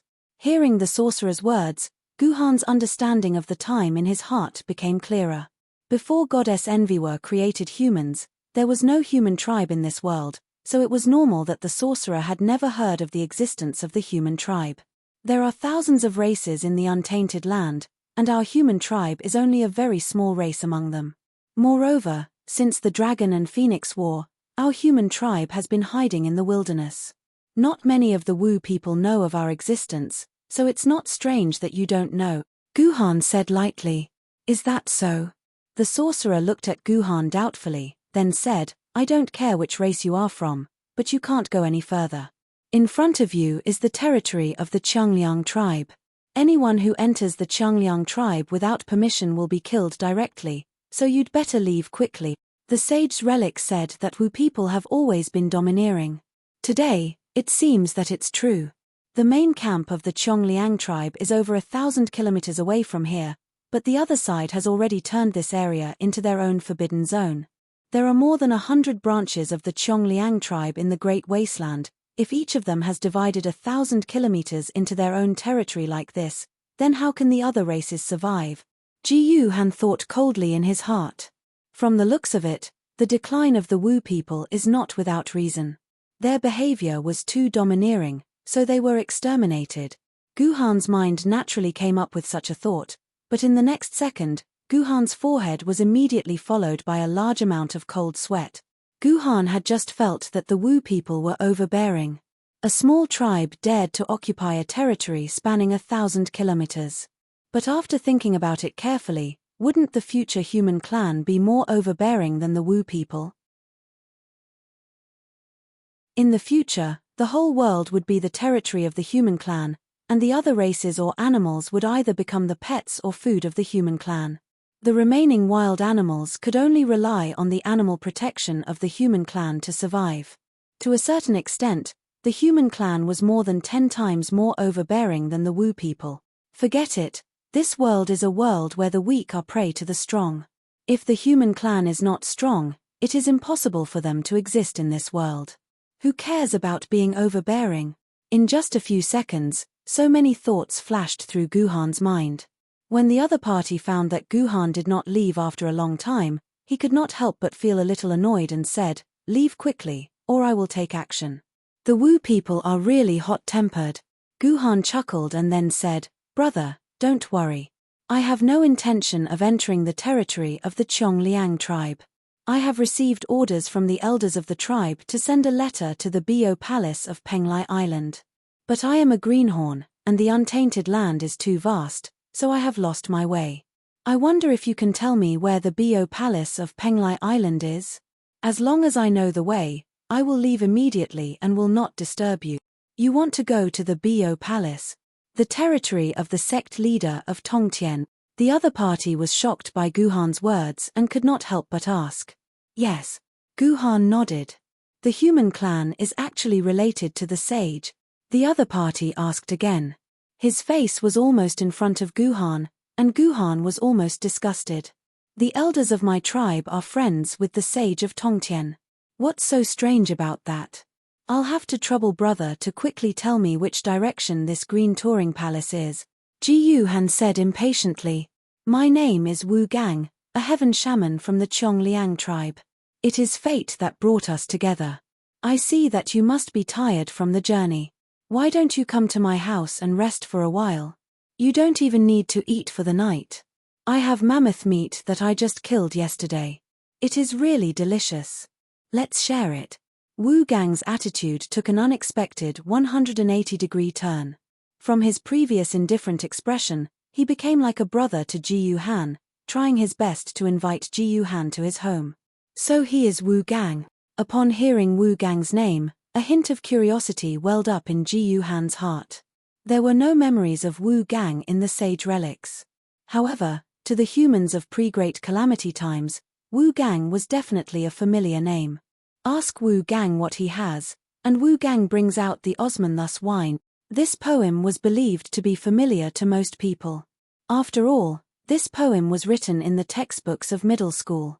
Almost every student had to learn and recite this poem. Wu Gang was the guy who was said to cut down the osmanthus tree on the moon. Guhan always thought that this guy was an immortal. He did not expect that he was actually a Wu people. By the way, Chang'e is a great wizard of the Hutu tribe. So it is not surprising that Wu Gang is a great wizard. Guhan thought of Chang'e's beautiful appearance before she turned into a blood bead. Although Guhan was a little curious about Wu Gang, he did not know the ratio of the time he spent in the dreamland and the time he spent in the real world. Therefore, Guhan did not want to waste too much time in the dreamland, so he refused. I was already delayed because I was lost. If I delay for another day, I will miss the ancestors' important matter. It is better for me to leave first. Hey, brother, what you said is wrong. From the land of moon to the aquamarine palace, with your pace, it will take at least 3 months. Compared with 3 months, why do you care about 1 day? Besides, the road to the aquamarine palace is complicated. If there is no one to guide you, I am afraid that you will still get lost.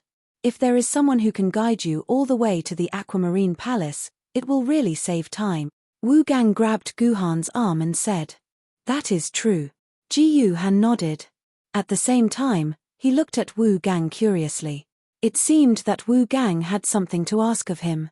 "Hehe, brother, you are particularly congenial today. If you accompany me back home to eat meat, I will go with you tomorrow and personally take you to the aquamarine palace. I guarantee that you will not make any mistakes on the way. How about it?" Wu Gang looked at Guhan with bright eyes. If Guhan did not agree, he was afraid that Wu Gang would directly kidnap Guhan and take him back home. If Wu Gang was really willing to guide Guhan, then Guhan did not mind going back home with Wu Gang. In fact, as Wu Gang said, if there was someone to lead the way, Guhan could save a lot of time. However, what was Wu Gang thinking in his heart? He was actually kind enough to lead the way for Guhan. It must be known that this was not an ordinary guide, but a guide for a full 6 months. Wu Gang was afraid that Guhan had some other thoughts. "Alright, since brother Wu Gang sincerely invited me, then I will respectfully accept your invitation." No matter what Wu Gang's intention was, Guhan was not afraid and went back home with Wu Gang. Wu Gang's home was not far from the place where the tree was cut. It was just a mountain. In Wu Gang's home, there was indeed mammoth meat that had already been prepared. The so-called mammoth meat was the meat of a mammoth. Mammoths had been extinct for tens of thousands of years. It was unexpected that one could actually taste this animal in the Great Desolation. However, after taking a bite, Guhan felt a deep hatred for the mammoth meat. The meat had a sour smell, which made people want to vomit after taking a bite. It was simply incomparable to the pork of the future. Sure enough, pigs, which have been domesticated by humans for thousands of years, are more suitable for human tastes. In some novels, there are all kinds of delicious things in ancient times. It is simply an unreliable imagination. Guhan thought. "Brother Guhan, why don't you eat?" On the other side, Wu Gang, whose mouth was full of oil, saw that Guhan did not eat the mammoth meat in front of him. He was slightly puzzled and asked, "Oh, I don't have a good appetite today. I will eat some fruits." Guhan smiled slightly and then looked at Wu Gang with a gaze that seemed to be able to penetrate into his bone marrow. Wu Gang's hair stood on end under Guhan's gaze. Even the meat in his mouth did not taste so delicious. "Brother Guhan, why are you looking at me like that?" Wu Gang asked nervously. "Nothing, I am just curious about what brother Wu Gang wants me to do for you." Guhan slightly curled his lips and said, "Brother Wu Gang, I heard that you Wu people are straightforward people. Our human race is also the same. Why don't we open our hearts and say what we want to say? It will be better to avoid misunderstanding in the future." This. Wu Gang hesitated for a while and finally nodded. He told the real reason why his attitude changed so quickly. It is actually related to Chang'e and Hu Yi. After listening to Wu Gang's words, Guhan was somewhat surprised. "You're tuning in to the Celestial War YouTube channel. Don't forget to subscribe and join us on this journey to catch the most captivating stories.